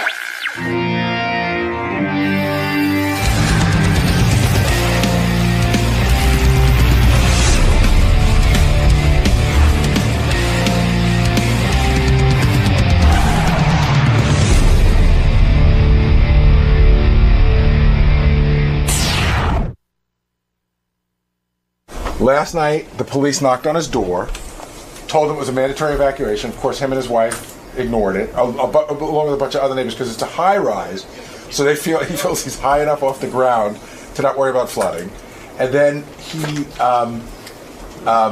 and the shelter is far away. And I'm thinking, like, shelters are for people who have nowhere else to go. Yeah. Like, Richard has friends. Richard has friends. Okay, so then there's that. So he goes, I'm afraid if I leave, they're not going to let me back up. And I said, they're absolutely not going to let you back. Of course they're not going to let you back up. And I said, why did you go and stay with friends? He goes, well, the shelter's far away. So he goes, and we didn't want to leave our pets. So I started thinking, pets, the dog, the cat, no, the fish and the gerbil. And I offered him a hotel room to stay in the city. But I'm like, but I really don't think he's. So what did he end up doing? Well, he won't leave. He's at the house. He goes, I can't leave. I'm not leaving my wife here alone. He goes, I can't get back in. Such a bullshit artist.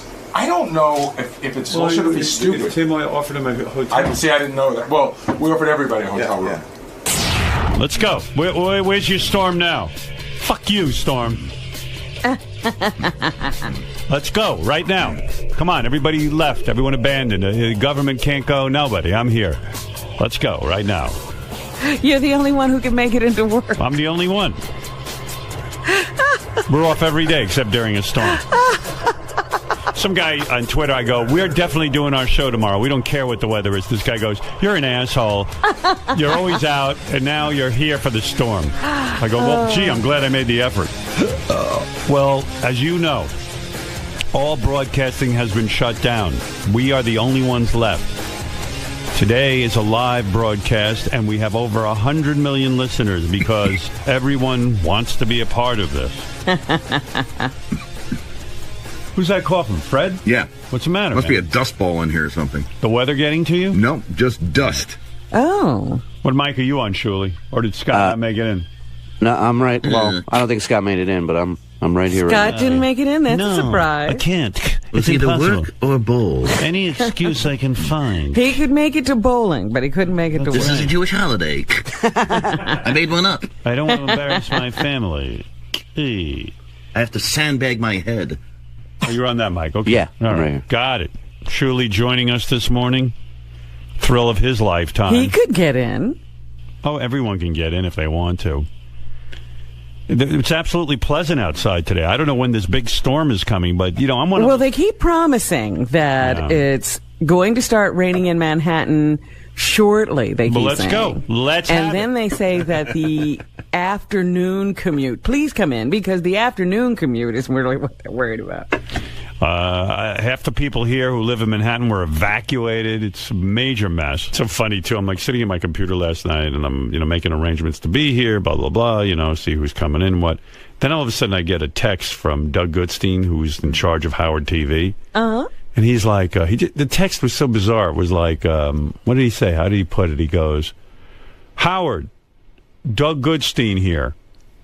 All of In Demand is, like, all the In Demand offices are closed for tomorrow. Like, that's the message. Okay. So I think now I'm supposed to write him and alleviate his guilt. Right. You know what I mean? Because right. You know him. He loves disasters, and he wants to be home with his family, running around with a camera and jugs of water and saving everyone. And I have a 2-year-old and a wife. I left them last night. Yeah. Came into the city, got a room. Yeah, I'm here. Well, it was ridiculous. So I know what that message means. It means now I have to spring into action and make a decision for him as to all of the offices at In Demand. Now, first of all, what do the offices at In Demand have to do with us? Right. Nothing. They still record the show. Yeah. All he's got to do is press a record button. Yeah. He can't get here. So I was just like, you know what, Doug? I said, I go in, yeah, so? What do you want from me? He wants me to make a decision for him. And by the way, I don't want anybody putting themselves in danger getting in here if there's a real dangerous situation. Sure. But why don't you do what everyone else is going to do? Wake up and see if the weather's bad, and if it's not, come on in. They called it early yesterday. They were not coming in. Oh, yeah. Yeah. This was before anything happened. Yeah. Oh, The buses and trains were still running. Right. And Tim called me and said, we're doing the show, right? I go, of course we are. I said, we'll do the show as long as we can all get in. There's no big deal. And Tim said, yeah, I'll even get some hotel rooms for people. So, there was no reason Doug couldn't get a hotel room. No, I came in last night. I don't understand this. Tim lives in the city and still got a hotel room. And stayed in the hotel. I think he didn't want to walk as far as he normally has. Tim stayed in a hotel? Tim stayed in the same hotel. First of all, I get to the hotel, and I see him in the front of the line at the front desk. He is so loud. He is so obnoxious. Oh, my God. This woman, what? We go to check in. This woman runs up to the front desk because she got locked out of her room. And she runs up. She says, sir, can you please... And Tim starts yelling full blood. Hey, lady, I was here first. I was here first. No, I'm smiling at her. You're going to have a fucking heart attack. I know. But I booked the rooms, and I had to use the room, so I used the room. Because why did you use it? Oh, so it wouldn't go to waste. It wouldn't go to Exactly waste. Right. And what, you offered it to Doug Goodstein, right? No, not to Howard TV. Howard TV has their own company. Right. But what is his point? So In Demand is closed. Who cares? What is it? So he's not here today? We're in media. We're in media, and also there's nothing happening outside. It's absolutely no weather conditions that are preventing anyone from getting in. This separates the men from the boys, right, Shuli? It really doesn't. Yeah. It's ridiculous. Well, and also, I mean, the real test comes later today. Like, if shit starts shutting down, I think what they're doing is they're saying, well, I don't want to be stuck out here, so I'm going to just stay home. It's a job. I mean, you come in, you do it, and you go home. Right. Everybody here is risking being stuck. Everybody. Yeah, I mean, I don't know. It's crazy. So, I don't know. We're here doing the show. That's Exactly. it. We're the only ones left. Business is business. Business is business. Yep. Meanwhile, I ate breakfast at home this morning. I usually get my breakfast here, but I'd heard everything's shut down, everything's closed. We wouldn't be able to get breakfast. Will got my breakfast. So Gary ate my breakfast because I had my breakfast at home. And I'm like the most unprepared motherfucker. Everyone's running out yesterday getting jugs of water and egg. I have 3 eggs. Let me, because I saw something in the paper about what you're supposed to have to be prepared for the hurricane. I'm so unprepared. And I have an assistant and everything. You think I would have had a couple of dozen eggs in the refrigerator? Right. Somebody should have got you some food. And I came home, there were 3 eggs in the refrigerator. Well, here's what you're supposed to have. 1 gallon of drinking water per person per day. Yeah, I have a whole bunch of bottled water. Right, you usually have that around. Non-perishable, ready-to-eat canned foods. I don't have that. I really don't. First aid and flashlight. I got that. Beth went out and got 2 flashlights. Okay, so you did get that. Battery-operated AM/FM radio and extra batteries. I got the internet. No. That's like in case power goes down. Yeah, power goes out. I got 10 hours on my iPad. That's enough. 10 hours on your eye. Yeah, well, I mean, I'm not going to use all the 10 in a row. I'm just going to go on and check it. Although I got a whole bunch of movies and stuff on there, too, I'm going to watch. I was just thinking you're going to wear out your battery watching shows and stuff. Oh, I would go insane. He'll be watching Sons of Anarchy. Yeah, I would go insane if I don't have TV. Like, if I just don't want the power to go out. And like Robin and I were talking about this last night. What is this bullshit with the power going out? We're in New York. There's no power lines. Right, I looked outside. There's no lines. The lines are underground. You know what I was thinking, Rob? Maybe the power is like from upstate or something, and they ship it down here. No. Where's the power? Like, where does it start? Where does power start? They have, what are they, converters or something? Those stations are right here that make the power. Anybody know anything about power? Like, I realize there's so much in our world I don't know. Don't know. And I'll die. I'll live and have died and never know. Like, where's the power come from? Because as far as I can tell, let's say there's horrible winds. Substations. That's what they said. Substations. Yeah, but where are those substations? They're right here, and they said that some of the substations might flood. But where's the place? But where's the place where the power is actually made?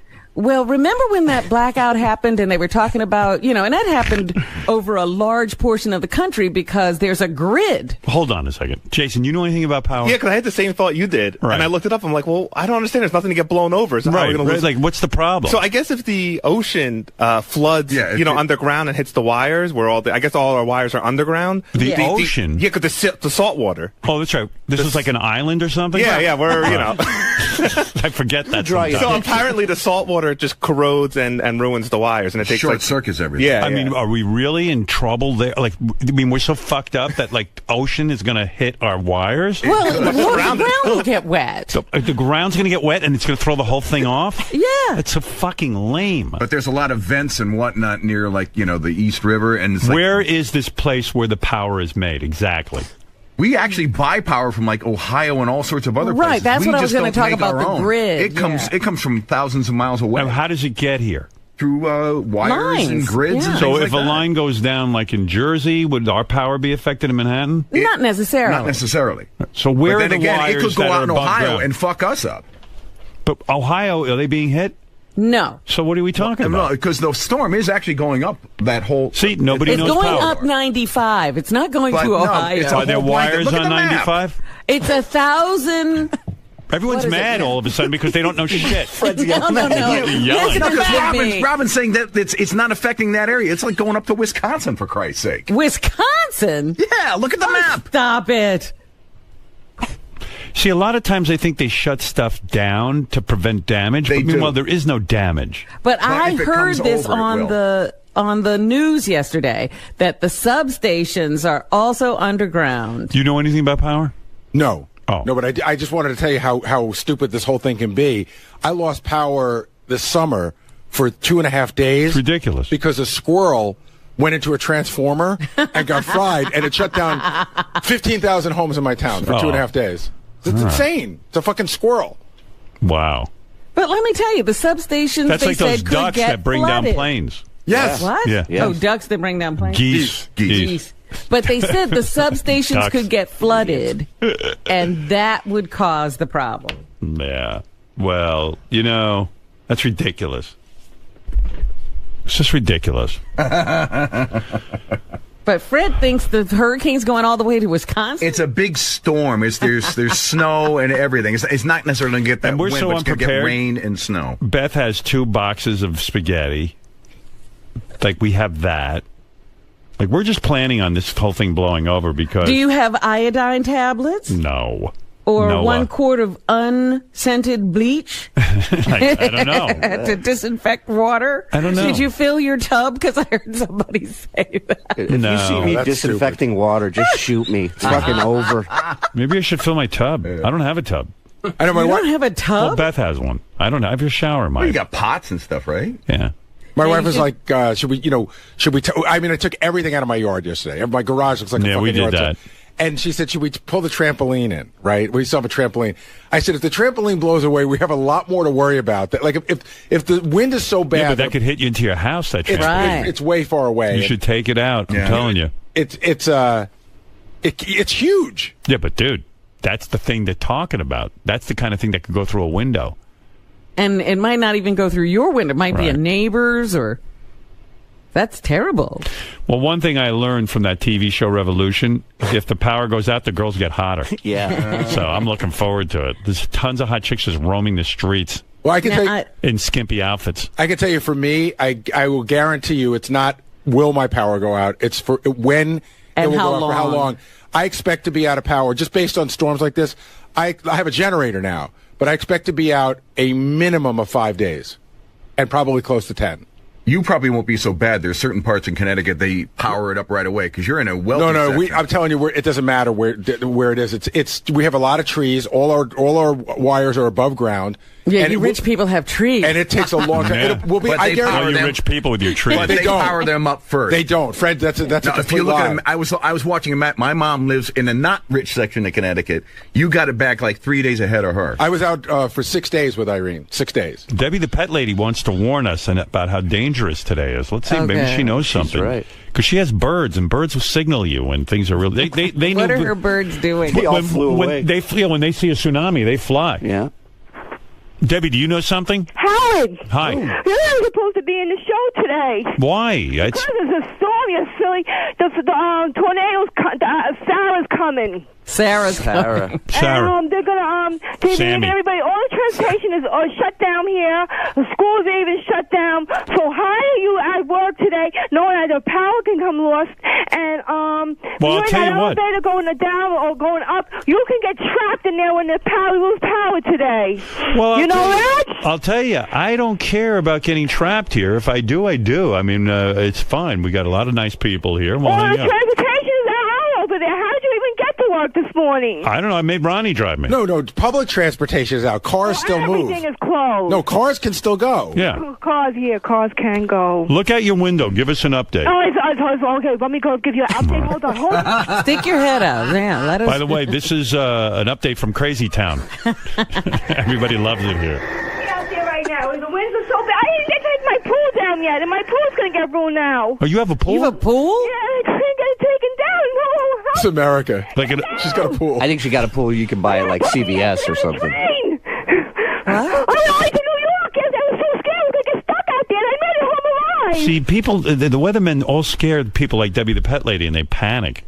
No, because they tell you all the whole news this morning. I woke up early, 5 o'clock in the morning. I had to take the puppy outside to walk it, and the wind was. She's all worked up, and nothing is going on. Imagine if she was given the weather report. Now. Oh, here She you go. should be the weather lady. Yeah. Yeah, she's a great weather lady. I'd watch. Like Tim called me, he wants to do like a weather show here when we're, during the storm. Right. And I was like, yeah, get Debbie to do it. Well, I think he's got High Pitch Eric is doing some stuff. Yeah. You got to hear that. Here's High Pitch Eric on his Facebook page. Listen to him doing the weather. You got to hear this. This is great. I think he should be doing regular updates on Howard 100 News. This is your meteorologist, High Pitch Eric. As you can see, I have the latest map here. As you can see, Hurricane Sandy is moving up towards the East Coast. Oh, shit. 8 a.m. Sunday. No, he's so gross. He's got saliva in his mouth. I'm sure he doesn't realize that to be called a meteorologist, you have to have a degree. I think he just says if he calls himself one, he is one. It'll hit Bermuda. After Bermuda, it'll hit up the East Coast by 8 a.m. Monday. By 8 a.m. Monday, it moves closer to the East Coast in Pennsylvania on Monday and Tuesday. So it's moving in the East Coast direction. I'll have more updates in a few hours. This is your meteorologist, High Pitcher Eric, with the latest on Sandy. Thank you. I Did love you say it. I'm Sandy? On Sandy. Yeah, there's going to be a John Belaris weather special, and High Pitch Eric will be calling in with reports. Can I talk about the phone call I got from Richard Christie this morning? Yeah. Hey. So I told Howard, I always wondered who the people were that defy a mandatory evacuation, but now I know one. It's Richard. So Richard calls me at 4:45 this morning to tell me that last night the police came to his apartment, knocked on the door, and told him he had to leave, to which he and his wife ignored it. Right? So when he went to leave this morning, they're not running the elevators. So he said, I'm afraid that if I leave, I can't get back in. He goes, I said, you're absolutely not going to get back in. And I said, why didn't you leave? And he said, well, the shelters were far away. And I'm thinking, I don't think shelters are for Richard. Like, Richard, he's got to know people. He's got friends. But the best part was he said he didn't want to leave the pets behind. So I'm thinking the dog, the cat, a fish. A fish and a hamster. Was he 9? I mean, yeah.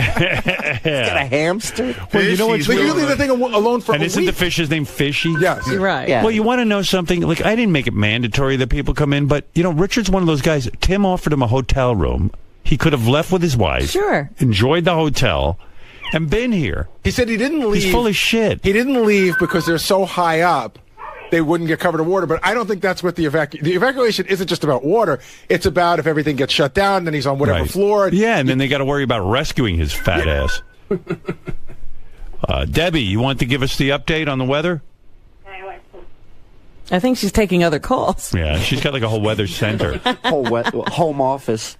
She's freaking out about her above ground pool. Like, you could just dismantle that. It's not difficult. Well, she didn't take it down before the wind. Meanwhile, there's no wind out there now. That's what she's saying. And she took the dog for a walk and there was wind. The best is when those birds just all start talking at the same time. Yeah. And she flips out and starts Debbie. yelling. Yeah, you have a lot of contact with her from the newsroom, right? Oh, yeah. At least once a week I have to call her and give her like a pep talk where I got to, bring her back from the edge. Debbie. Well, I guess our weather correspondent is busy. We can't rely on her if she's going to be like this.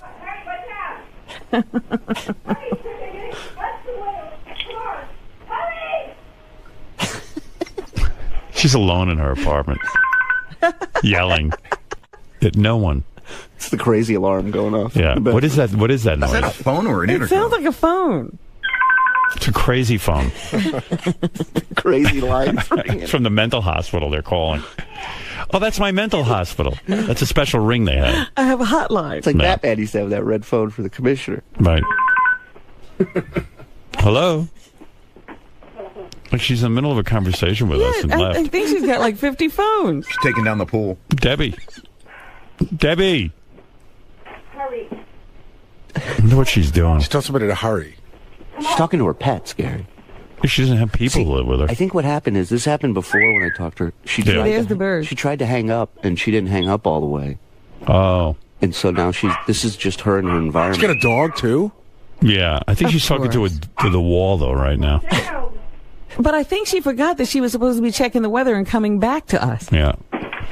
She's on to the next thing. I think she's having a good conversation with a water pitcher. Right now. Debbie. All right, I'm going to hang up. I give up. She'll call back. Yeah, so Tim was like, he calls me up yesterday in a panic, and he says, listen, I'm going to put you on a 3-way conference call with the engineering department. We have 3 contingency plans. I go, Tim, I don't want to speak to the engineering department. Just tell me what's on your mind. Okay. So, like he wants to brief you. Yeah, he's gonna. Like, people just have too much access to me around here. I tell them to call my assistant Laura if they have anything to say to me. She'll handle it. Because this conversation with Tim was a complete waste of time. So he goes, all right, here's the 3 plans. If you, in a complete disaster, you'll do the show from your ISDN line. We checked it. It works. I said, Tim, if it's a complete disaster, do you think I'm going to have power? Doesn't your building have a generator, an emergency generator? I go, no. No, it doesn't. There's no emergency generator in my building. How many buildings in Manhattan have an emergency generator? So It would take a generator as big as the building to run it. Right. So that plan was out. Then he had the second plan was, like, you just want to fucking bother me, dude. No, I don't. Gary and I wanted to talk to you. It was a complete waste of time, your whole wanted to give you conversation. I options. said, Tim, here's the option. If it's nice tomorrow, I'll be in. All right. Well, at least I was thinking about it. If Ronnie can get me here, we'll get in. And I said, and Ronnie, all the staff's asking. All the staff's asking. Tell the staff. Why the fuck do we know? We don't have a crystal ball. Well, try and get here like I'm trying to do. And if you can't, don't put yourself in danger. That's what I told him. Yeah, but why are you bothering me at home? And why are you putting me on conference calls with fucking engineers? It was with Gary. With Gary? Yeah, Gary and I wanted to talk to you. I told you. Oh, my God, you guys just waste my time. Sorry. We'll never call again. Just assume I'll be here. And if I can't get there, I'll give you a call. All right. Holy mackerel. And you got to get that ISDN line set up? I go, if we're in the middle of World War III and it's the apocalypse, you really think you think I'm going to have power and everyone isn't? The world wants to hear from you, Howard. Yeah. Oh, you're so annoying. I'm sorry. God, you were annoying the shit out of me yesterday. Really? No, you handled yourself great. You got a couple of hotel rooms. That's it. I care. I want Richard everyone to... Christie is a fucking retard. At least someone cares around here. Yeah. No, I know. I like that you care, but you don't need me. Now he's hurt. I do need you. I need you. How's your ribs? Much better. I rested. Oh, good. Yeah, I'm worried about him. Thank you. First he shit all over the bathroom and shit all over the walls, and now he broke his ribs. I think he's going through like an old age crisis. An old age crisis, not a midlife crisis. I think he's past midlife. He took me out to eat last night. Should have seen what this guy ordered. He's got that. Oh, yeah? Matzo ball soup the size of a bucket. Yeah. It comes in a bucket. Where'd you go for dinner? We went to the Carnegie Deli down the street. So, like, after the soup, he should have been done. No, but then they brought in his, mile-high stack of meat on bread. Like, you don't even know there's bread underneath this fucking thing. You got to cut for like 10 minutes before you even hit bread. Right. And he's sitting there going, boy, I don't think I can finish this. I split it with my son, and I had like a little bit of matzo ball soup, and that was it, and we left. And who had the fucking cheesecake? I had a slice of That's cheesecake. the way they serve it. I don't run their business. You're so pregnant. Yeah. Look at the size. Oh, I of know, you. because then I was inactive for that, because I can't move with my... please. And he's telling the guy at the front desk, he goes, this is my life partner. He's pointing at me. He's going, this is my life partner. We're checking in tonight. And the guy, and then he zones out. He starts messing with his phone. He's not paying attention. So I'm listening to the guy. The guy goes, so one king bed is good for you guys? And I'm like, Tim, they're about to put us in the same room. He goes, your joke's no, going not. over so well, we're going to be in the same bed. He goes, no, they're not. No, they're not. Diddling away on his phone. I go, Tim, he's telling me they're one bed for both of us. Yeah, because we're life partners. Yeah. No, he goes, no, I was just kidding. The guy goes, oh, all right. Great joke. Yeah, you didn't know. He's getting us a room. He's the life of the party. He's all excited about the weather. I tell him, I go, what do I do when I get there? Do I have a room under my name? He goes, just take Ronnie's room. I go, I can't just go up to a front desk and go, hey, give me Ronnie's room. You're not going to just check me in. Give me Prince Charles's room. Yeah, what a nut. He's so much fun. Well, he gets so crazy, and he's calling me, and he's got plans, and by the way, did any of them make any sense better than the ISDN line? It made no sense, the ISDN line. Like, he was just like, here's our 3 different plans, and I'm getting Gary on the phone in a 3-way, and I was like, I didn't even know it was Gary. That was an engineer. He goes, we're going to get on a 3. I go, I'm not getting on any 3-way. Just tell me your plan. And he had 3 different contingency plans. I go, Tim. What were the contingency? Yeah, because I'm trying One to think was, I'm going to have the ISDN line, if and all the power goes out, and I'll do it from the house. And I said, you mean my apartment? I said, Tim, if all the power goes out, how do you make the ISDN line work? I need equipment.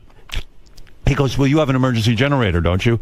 I go, no. Now you got to check the schematics of your building. Not only that, my building does. No, what building in Manhattan has an emergency generator? Actually, there are a few. A few. I mean, that have it. But yours might not have it, and maybe it's only for like essential stuff, like the elevators. Well, I want to say to Tim, is this show so important? I mean, that like if like there's a complete flooding and a disaster, right? We need to be on here. We're the last line. Yeah. We have to, I mean, it's insane. You're taking your wife and you're finding safety. Right. I heard option 3 was cyanide pills. Is that true? The other option was, of course, which was so stupid, was like, well, I'll be able to get here. Right. So that's the same option. That's the option you have every day. Right. And then there was a third option. But isn't the third option to go to like another state or something? No, there was a third option.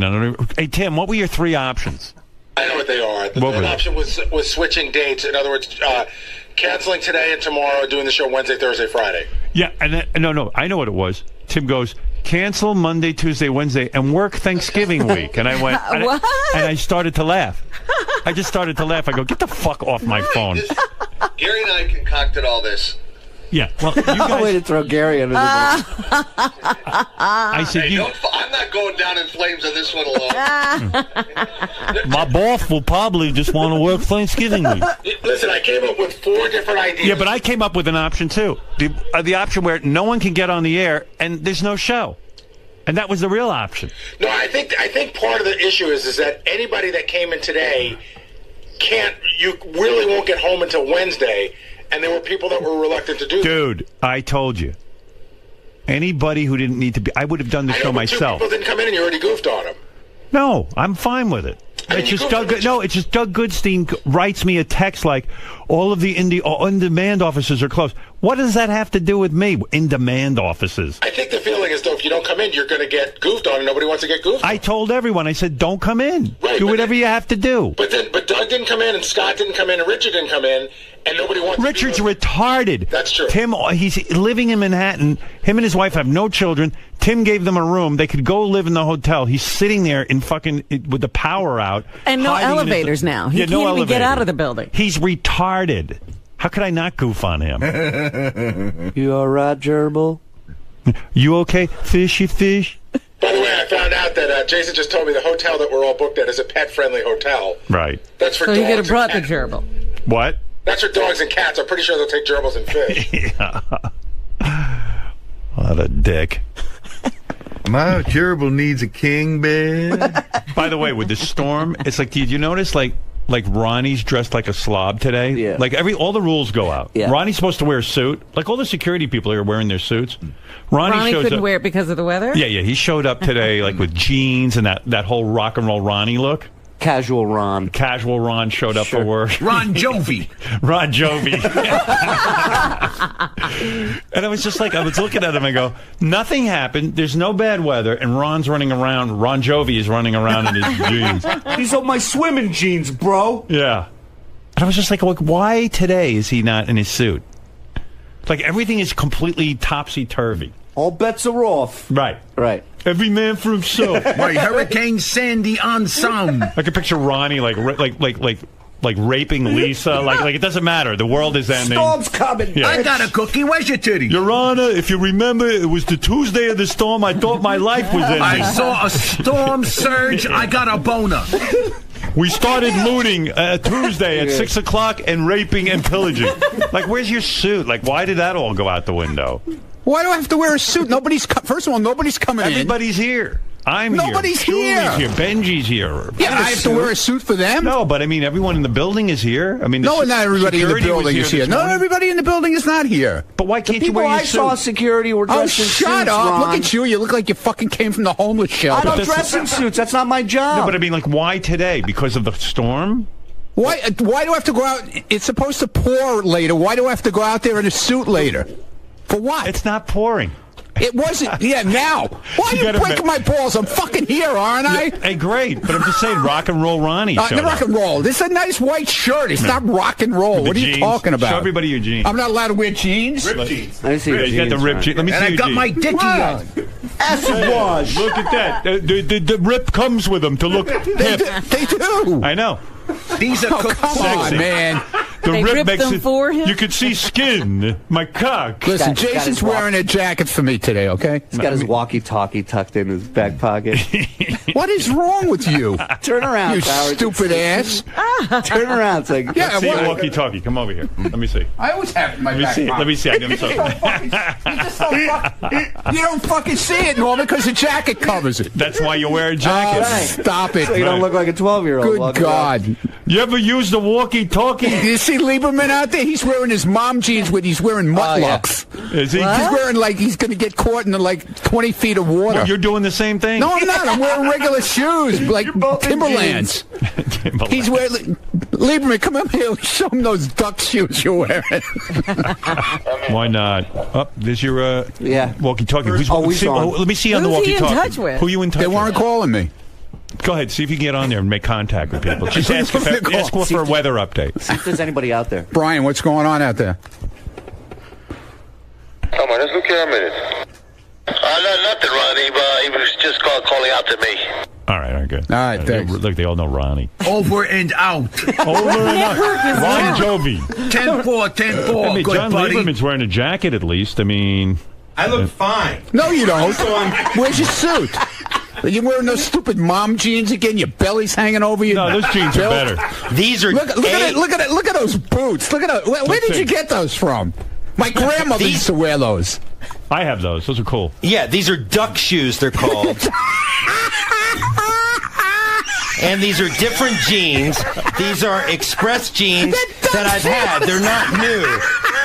Express. These are called duck shoes. Isn't Express a store for fat chicks? He's wearing I'm just asking. Ronnie, look at what you're wearing. What am I wearing? You think your jeans don't look like mom jeans? No. Let me see. Move over there. I'll tell you what. First of all, you're wearing a cartoon mustache. Big giant. What's that cartoon character? Yosemite Sam mustache. Shut up. And he's laughing at John Lieberman. Yeah, really. I'm going to be here until 8 or 9 tonight. Oh, really? And so by the time I leave, the water could be torrential, and so I have these boots. Let me tell you what. What's so funny? I don't know what's so funny. I really don't. Look at him. I really don't know why. Look at him. He's set for the storm. And my belly is not hanging over, Yes, it thank is. you. Jason Kaplan called me fat on their back office show. You're not fat. Exactly. You're so I'm overweight. Hey, wait. I'm just going to call him Slim all the time. Yeah. Howard, his girlfriend texted him after Jason called him fat because he went crying to her about it, and she wrote him back. She goes, "Calm down, you are fat," and then writes back, "I meant you aren't fat." Right. All right. Anyway, we'll take a break and we'll be back right after these words.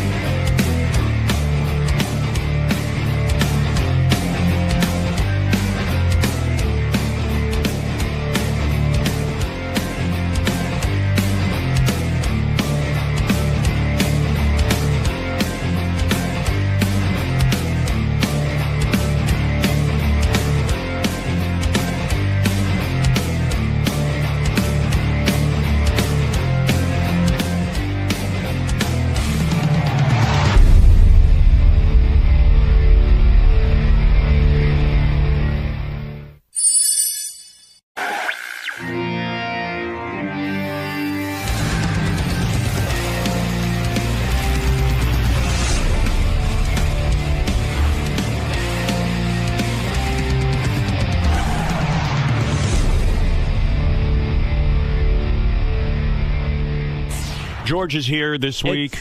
He is our guest announcer. And it is so good to be back here because I haven't seen your faces in about a half a year now.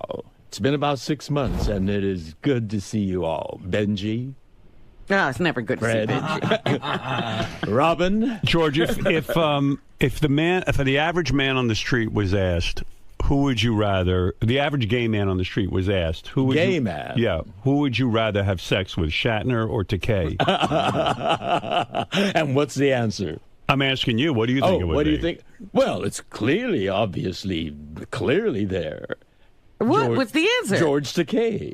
Oh, okay. How do you know? Well, I mean, you're asking me who's more attractive sexually to a gay man. I would think you would be because you're in shape. Yes. Aside from your feet, you're a pretty good-looking guy. and Bill has let himself really go. I can cover my feet easily. You can't cover Brad's. I mean, you can't cover Bill's face easily. That's interesting, Brad. You slipped. Freudian slip. I'm glad he's not listening. Oh, he's listening. No, he isn't. Oh, yes, he is. He told me he isn't. Oh, don't believe him. Every person in my life says they don't listen, and then they do. Oh, my. No, in my opinion, if I had to, make love to one of the two of you, you're physically fit. Exactly. You look young. I feel young. You've got your own hair. Mm-hmm. This is all mine. Right. And I'm thinking that thinning, but nevertheless. And even when I look at your musculature, I think that in his day, Bill was a very good-looking leading man. He was, but he's plumped up somewhat. Somewhat. Yeah. Most grandly. Right. Well, let's find out. Let's go to the street. Our own Benji. Apparently, we have an answer to this question. Evidently. Our own Benji went to some place where he found tons of gay people. I don't know where you go for that. Where did you go, Benji? The Toolbox. The Toolbox, which is, that place, George? The Toolbox? No, I don't, but I've heard of it. Seems to me something called the Toolbox would be a gentleman's heaven if he's gay. Lots of tools Get there. a tool would be your penis, right? Is that the... Exactly. Yes. All right, they come well equipped. Let's find out. Shatner or Takei? Standing here in front of Toolbox. And I'm asking, are you a gay man? Yes. Who, as a gay man, do you find physically more attractive? George Takei or William Shatner? Well, honestly, Shatner is a hot man. He has the smoldering look, and Takei lacks the whole confidence issue. He doesn't have the confidence. That Like was a long time ago. A long time ago. Bill has changed, and so have I. Well, so far, one vote for Shatner. I'm going to write. They're going back to the beginning. Shatner in the past, though. Well, hey, that's not today. We don't sit there and make judgments. It's up to the gay gentleman's call as to who he'd be with. Oh, so. he's fantasizing about a young the Shatner. reruns. Yeah. Yes. Tsunami. We'll have to see if that holds up.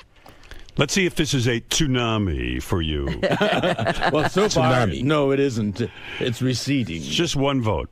Just one vote for Shat. That's right, for the right. Shat. For the Shat. That's the past tense. for what? How would you pronounce the present tense of Shat? Touche, old friend. Yes.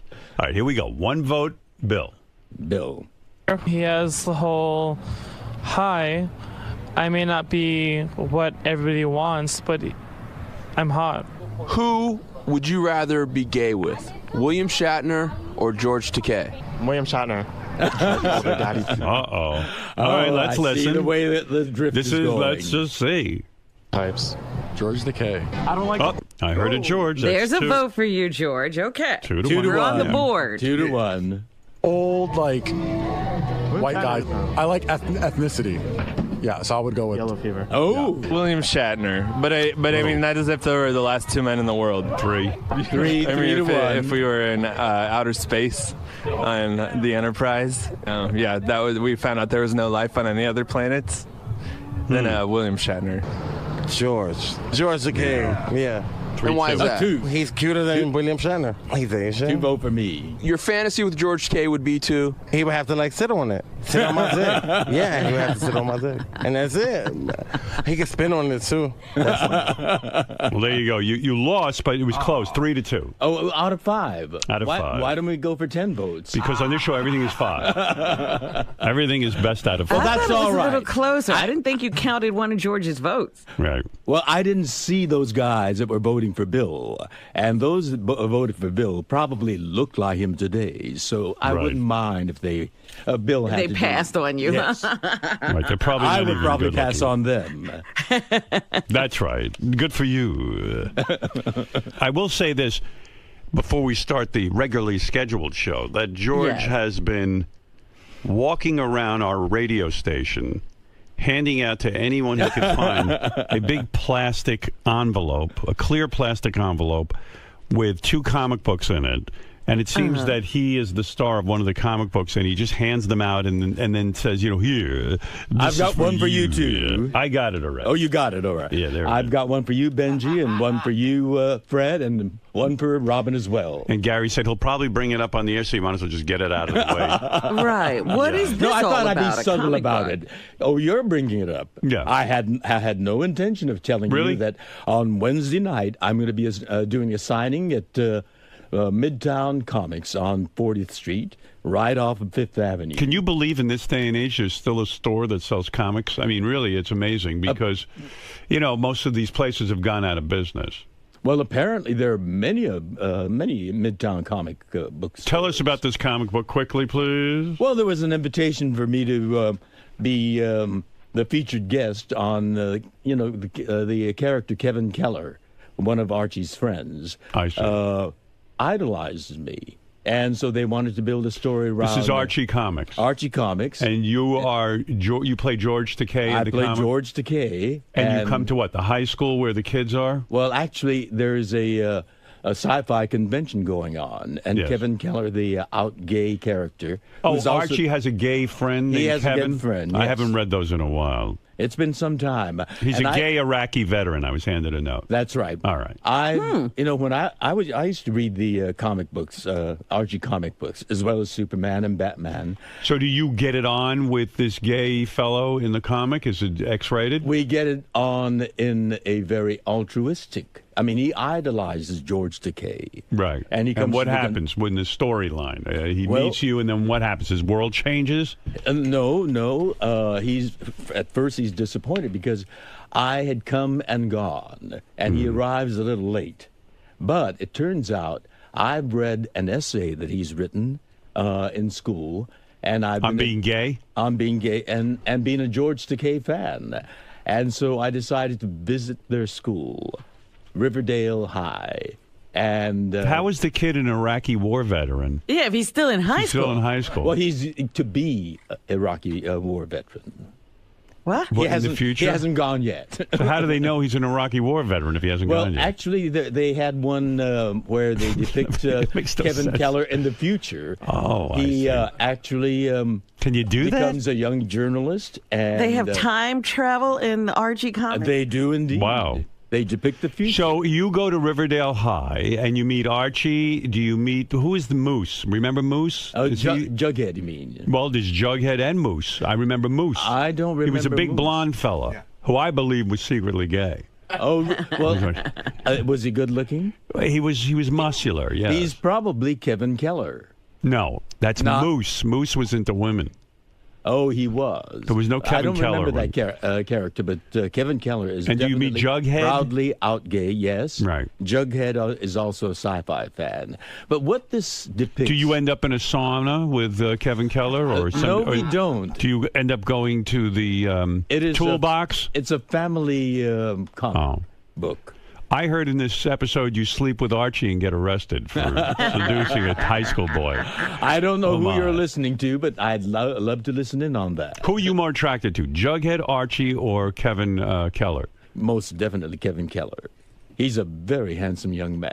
Oh, yeah, there he is. Blonde. He looks a little like Brad when he was younger. Yes, he does. Yeah. In fact, Brad is depicted there also. And you look about Brad made it. Brad is in there? Yeah. I have more hair in this than I do in reality. But Brad in the comic book has less waistline than he has now. So your husband Brad is in there as well. He's in there as well. And you, if I may say, they were very complimentary to you. You look like a 16-year-old girl on the cover.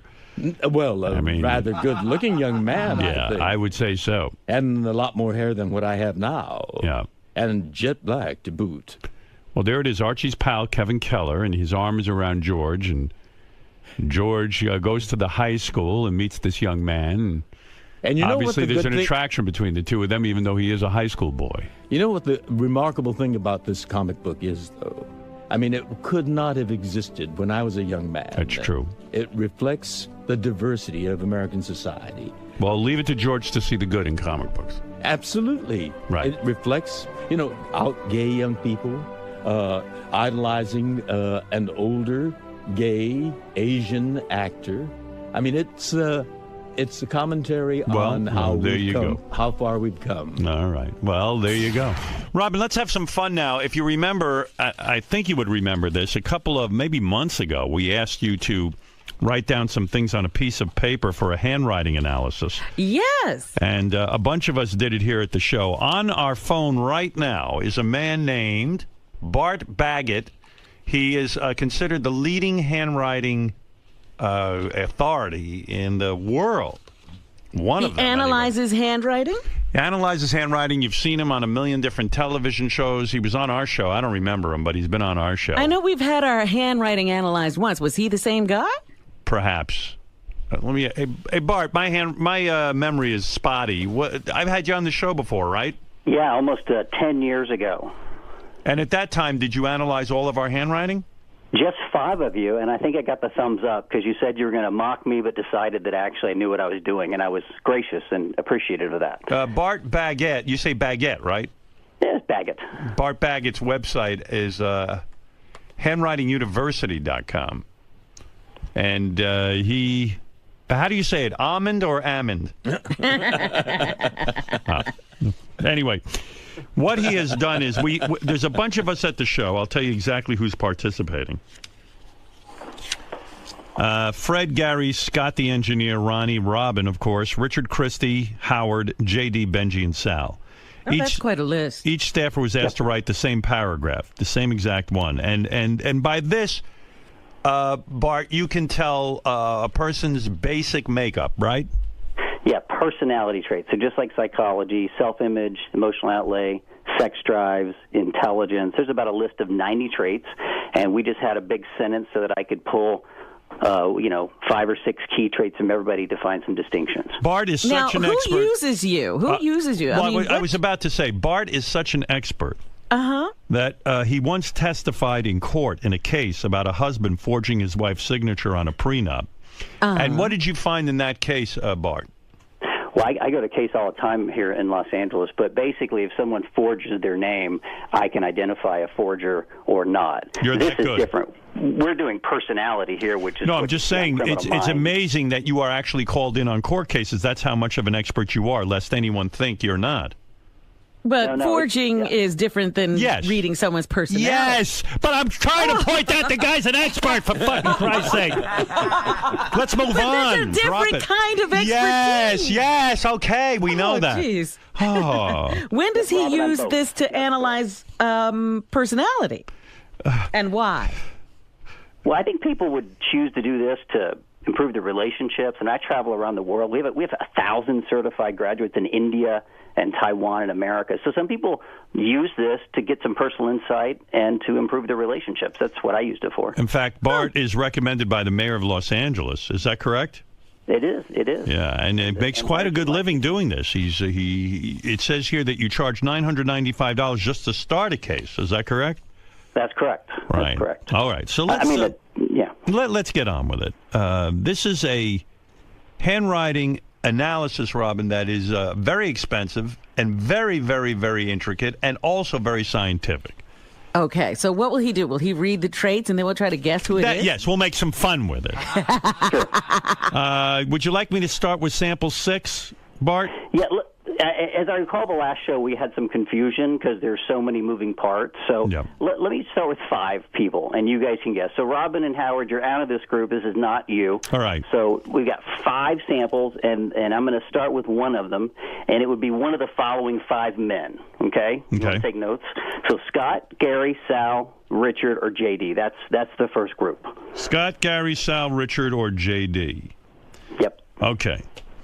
All right, let's start with the first one. And Howard, this is number 6 if you're looking with your notes. I am. Okay.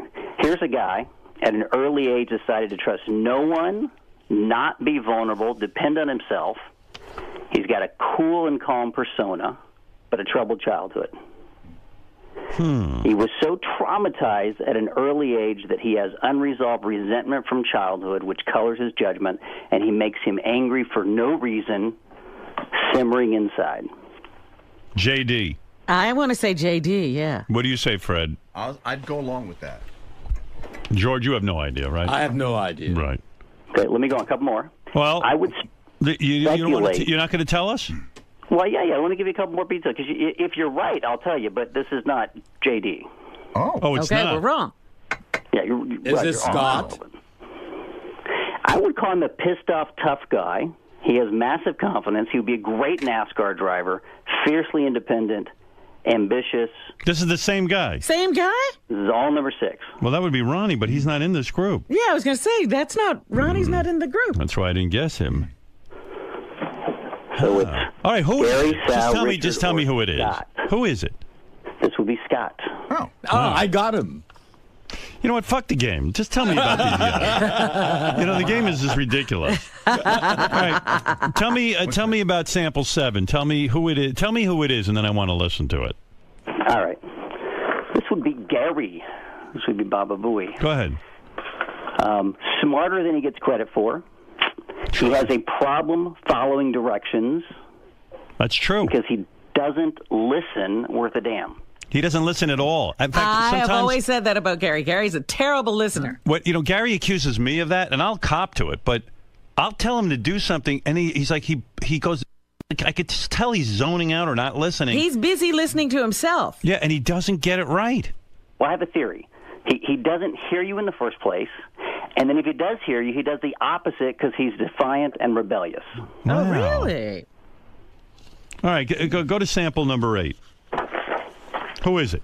Oh, my God. This guy is an emotional roller coaster. This would be Sal. Go ahead. Tell me about what you found in his handwriting. Well, his handwriting looks like an epileptic chicken. Which means what? Which means he's an emotional roller coaster. He's impulsive. He feels guilty the next day. He's bossy, a little self-destructive. He has a massive need for public approval, and is above average sex drive. Oh, Yeah, that that's sounds like Sal. Now, when you do these, do you know who you're looking at, or you do them cold? Do you do them blind? Well, I actually don't know the guys we're talking about now because I met you guys 10 years ago. Right. So I do them blind, and I do my best just to stick with what's in the handwriting. Every time I've tried to guess or mind read, I'm off. So if the T-bar is high or the Y is big, it means big sex drive. If the D is Gary, he got you right. You do not listen. Well, so I got a question. So what is it that you saw in my handwriting that tells you that? There is a E, like in your last name. It is narrow and skinny, which has no space in it, like your ears are closed. Yeah, that means you don't listen. Narrow E, closed And mind, you're defiant. right. And you are defiant. And he's right about you. But no, that's an easy trait, Howard. If I had to rewrite the word monkey, half of your staff has got a big capital go to hell K. Ah, And that means defiant. I I would see that. say half your people are defiant and resentful and angry. Well, that's Wow. the truth. Defiant, resentful, and angry? And as a boss, I don't stomp on their heads enough to keep that under control. Go ahead. Give me sample number 9. All right. Now, this was confusing me because number 9 writes like a high school girl. Big, round, fluffy, bubbly handwriting. Must be J.D. or Richard. It's Richard. It's Richard. I would Go. say Richard, like a girl. Because Richard is, I definitely think he's got some gay tendencies. You think, George, do you think Richard's gay? Well, I think he's probably got the possibility of being bi. Right. He could go either way. I agree. What did you find about Richard? Well, it's funny you say that. He is the most sexually promiscuous. He can get talked into something really sinking kiki, then lie about it and swear it never happened. Right. I believe that. Tell me about J.D. What'd you find with him? He's an odd bird. He writes kind of like a mad scientist. Right. He's aggressive. He's got great eye for detail. He has what I call an L. Ron Hubbard D, which means that he will be a great writer. He's probably a very intelligent guy, but socially awkward. And it's odd because I think he's actually quite aggressive. I'm not saying he's tough, but he would simmer and then get really pissed off and be aggressive. Well, he happens to be a good writer. You're right. I happen to know that about him. Is that right? In fact, he communicates very well when he writes. It's just when he talks, he's a fucking mess. You're absolutely right about him. And he's always angry at somebody. Remember, he's the one that fights with, always has a fight going with somebody on the staff. Yeah, that's true. Of all the people, he would make the best terrorist.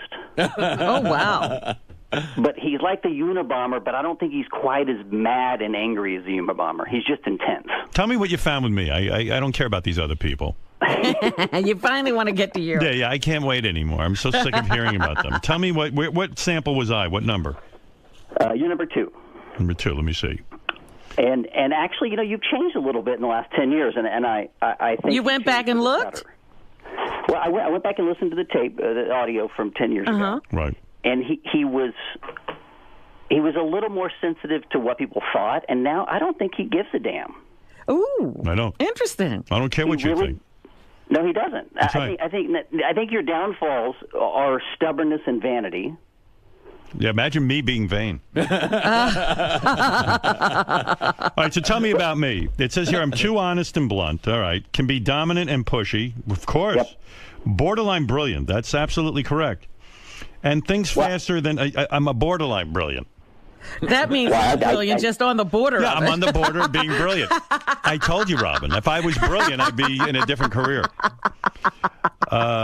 Let's see. Thinks faster than others, but his downfall is he believes he's smarter than everybody.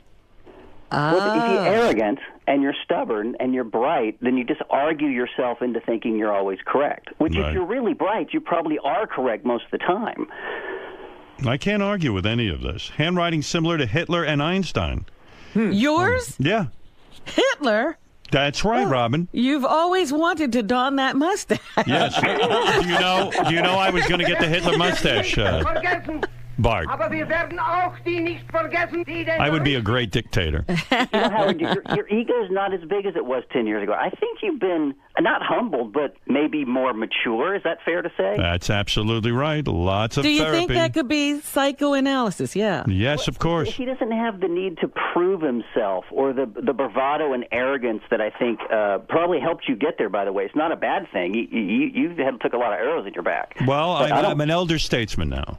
I've done it all. That's right. Yeah, I think he's mastered all of his opponents. Tell me, which sample is Robin? I'm going to read hers. Robin's number 3. Let me see. Needs more affection than currently getting. Well, don't we know that? She'd admit She that. obviously writes more feminine, but yeah, she's affectionate. She's desire for attention. I think you need to throw her some more love, Howard. She's not getting the spotlight as much as she wants. That's true. Takes criticism very personally. That's true. That's true. She really does get hurt. Doesn't believe people can handle the truth, so tells strangers a lot of white lies. It's true. She does lie. That's true, yeah. Yeah, you told me yesterday on the phone that you lied. I try to soften everything. Well, it's interesting. There's one letter. It's the letter O, and she has little double loops in the O. And so the rest of her handwriting is not bad. I don't think she's devious, but normally that just means they have white lies. So if someone says, "Do I look fat in this dress?" No, honey, you don't look fat. And look at that. He just figures people don't deserve the truth because they can't handle it. But look at that pretentious signature of hers. I mean, look at it. You've always said my signature is pretentious. I know. I never liked it. She doesn't even. She puts a big O and then a big Q and it looks like an O and it doesn't even just scribbles a line. Oh, that's the easiest to forge, Robin. So you might want to change that. Yeah, that's right. Well, yeah. You're probably right. Who else you got here? Tell me about Ronnie the limo driver. What number was he? I found him one of the most interesting guys here. I really did, because he is full of emotional torment. What number is he? He's number 1. Oh, look. Tries to please everybody. Full of spite, anger, and revenge. Worst enemy you can make. Paranoid and hostile. That's true. I mean... Really, and I'll tell you, I don't know him, but I would be very mindful of getting into a business relationship with him because it's never his fault. And because he has been betrayed so much by his friends in the past, he just thinks people are going to betray him, and then he's going to be revengeful. And I think that eventually I'd land on his bad side, and he'd be a real jerk to me. Yeah, I mean, we've had people say that Ronnie is a borderline maniac. I mean, like almost insane. Yep, I agree. Wow. But he's got a good self-image, so when he decides to take revenge, he's going to do a great job at it. There you go, Robin. What does that mean? We learned nothing. It proves that you've identified everyone properly because we learned nothing new. We knew this all about people anyway. Well, you guys are good friends. We miss Fred and Benji. Fred. Benji confused me. Benji does confuse everyone. No, Fred confuses me. Well, Fred writes normal. At least you can read it. But if I just had Benji's handwriting, I would swear he's mildly retarded. Benji, did you stick it up for the test, or was this your real handwriting? No, I have poor handwriting, but I was also really tired the day I did it. Tell me about Benji in a nutshell. What'd you learn from him? He's got a little arrogance. He has a false bravado that kind of masks his low self-esteem. I think it's a spurt of achievement. He hates religion. There's a lot of people on your show that have a anger at God or religion. See, I love being Jewish, though. You might love being Jewish and still hate God. I'm okay look at his handwriting. You do look borderline retarded. Maybe I am. Yeah. Good Lord. He's got a big heart. He works hard to prove himself. He's possible temper, pushiness, and lateness. Yeah, well, that's true. Oh, my goodness, that is true. Yeah. He's not a bad guy. He's just not the, sharp. And what about Fred? What did you learn about him? He's fast-thinking, witty, honest, good self-esteem. Those are the positive traits. The negatives, he can be petty, jealous, anger at God, temper, sensitive, and he wants to be a perfectionist, but I'm not sure he gets it right every time. I don't know what to say. I mean, you've confused me even more about Fred. I've learned nothing. It's interesting. Well, Bart, thank you. You can check out handwriting expert Bart Baggett's website at handwritinguniversity.com. Thank you very much. Yeah, Yeah, my basic course is free for your listeners today, so check it out and analyze your own handwriting today. It's absolutely free. Yes, I would like to be a handwriting expert. handwritinguniversity.com. Thanks, Howard. Imagine when I go on these talk shows, they say, Howard Stern, radio personality and handwriting expert. I think I might take that course. Thank you. There you go. All right, thank you. All right, that's Bart Baggett, everybody, who knows something about our staff and their handwriting. And as you can see... Why are you... I don't think you're borderline brilliant. I do. I think you're brilliant. You know what? I do too, but it'd be awfully pretentious to say that. If I say it, it's not right. And you're not That's bad. why I said it for you. Maybe the Kennedy Center honors will honor me. I got to think about this thing about little white lies. Do I tell little white lies all the time? You do. No. You tell me I'm handsome. Oh, stop it. She's pretty honest with most of us. Yeah. Not really. I mean, when she has something she wants to say, she doesn't hold back. She's a diplomat. I can't believe we just booked a handwriting analyst. I mean, who didn't know Ronnie was a fucking nut job? I mean, he once wrote me in crayon and willingly refers to himself as Ricky Man. So you tell me. I needed a handwriting guy to tell me that? And we didn't know he was angry and belligerent? Oh, no. We couldn't figure that out. Who knew? Mr. Dell'Abate, are you a poor listener? Was this analyst correct with his analysis? I don't know. I mean, I think I've been doing the show for a long time, and it's gone well. Robin says she doesn't think I listen to her. I do. There's a lot of stuff that goes on. I mean, there's always a lot of, back and forth, and sometimes there's confusion, over a period of, years. So I don't think I'm a poor listener. Sal. Yes.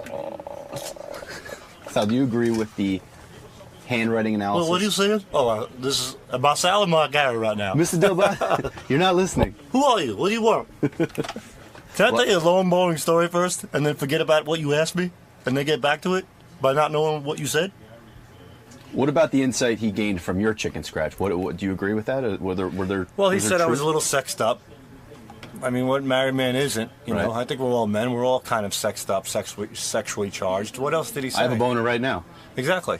And it looks fantastic. Thank you. I don't really know what else he said. He kind of glossed over yours a little bit, but yeah. An emotional roller coaster. Yeah, I could see that for sure. Where are you now on this roller coaster? I'm sitting down, talking to you. Okay. And I don't like roller coasters. I've always hated roller coasters. Roller coasters make me shit in my pants. I won't go near a roller coaster. Merry-go-round, that's nice. That's a little different. Nice little horse. You sit on top. You take your time. You get to wave to people. People think you're a little wacky. It's fun. No roller coasters for me. But emotionally, I think I'm okay. I think I am. Probably not. Thanks. And that's that. Wolf. Did you have a traumatic childhood? Not that I know of. No, I don't believe, unless it's hidden deep inside the vault in there. There's a vault in there? There's a vault, yeah. And once I open it, it'll probably be nothing in there. It's like opening those boxes where you open the box, and then there's another box, and then there's another box, and then you get to the last box, it's empty. So just a big build-up for nothing. Yeah. Today's handwriting analysis painted you as Yes. witty and quick and intelligent. Yes. Very honest. Yes. But also, Yes. conversely, Yes. as jealous. Yes. And God-hating. Yes. God-hating. Was it correct? I don't think he said God-hating for me personally. However, maybe God-resenting. I mean, look. Number one, in order for me to hate God, there would have to be a God. That's right. And so take that off the table. You know what? So you'd say you're about 99% an atheist. Here's the deal. I looked at that list, and it was like Will sent a list of all 9, and you guys should show the whole list on Howard TV or whatever. On any given day, I could have been any of the 9. So, this is no offense to Mr. Baggett. I think he has an inexact science going on there. To me, it's a fun party game. I think that handwriting analysis is a very legitimate thing. You can tell somebody's forged a document or something like that. Other than that, I mean, to tell your personality from a paragraph. Right. I mean, that's almost the equivalent of like when Jackie Stallone could read a Xerox of your ass and tell you who you are as a person or whatever. I forget what the bit was. I remember I broke the Xerox machine with my ass. So I guess the only thing that Jackie could tell from my Xerox on my ass was I'm destructive.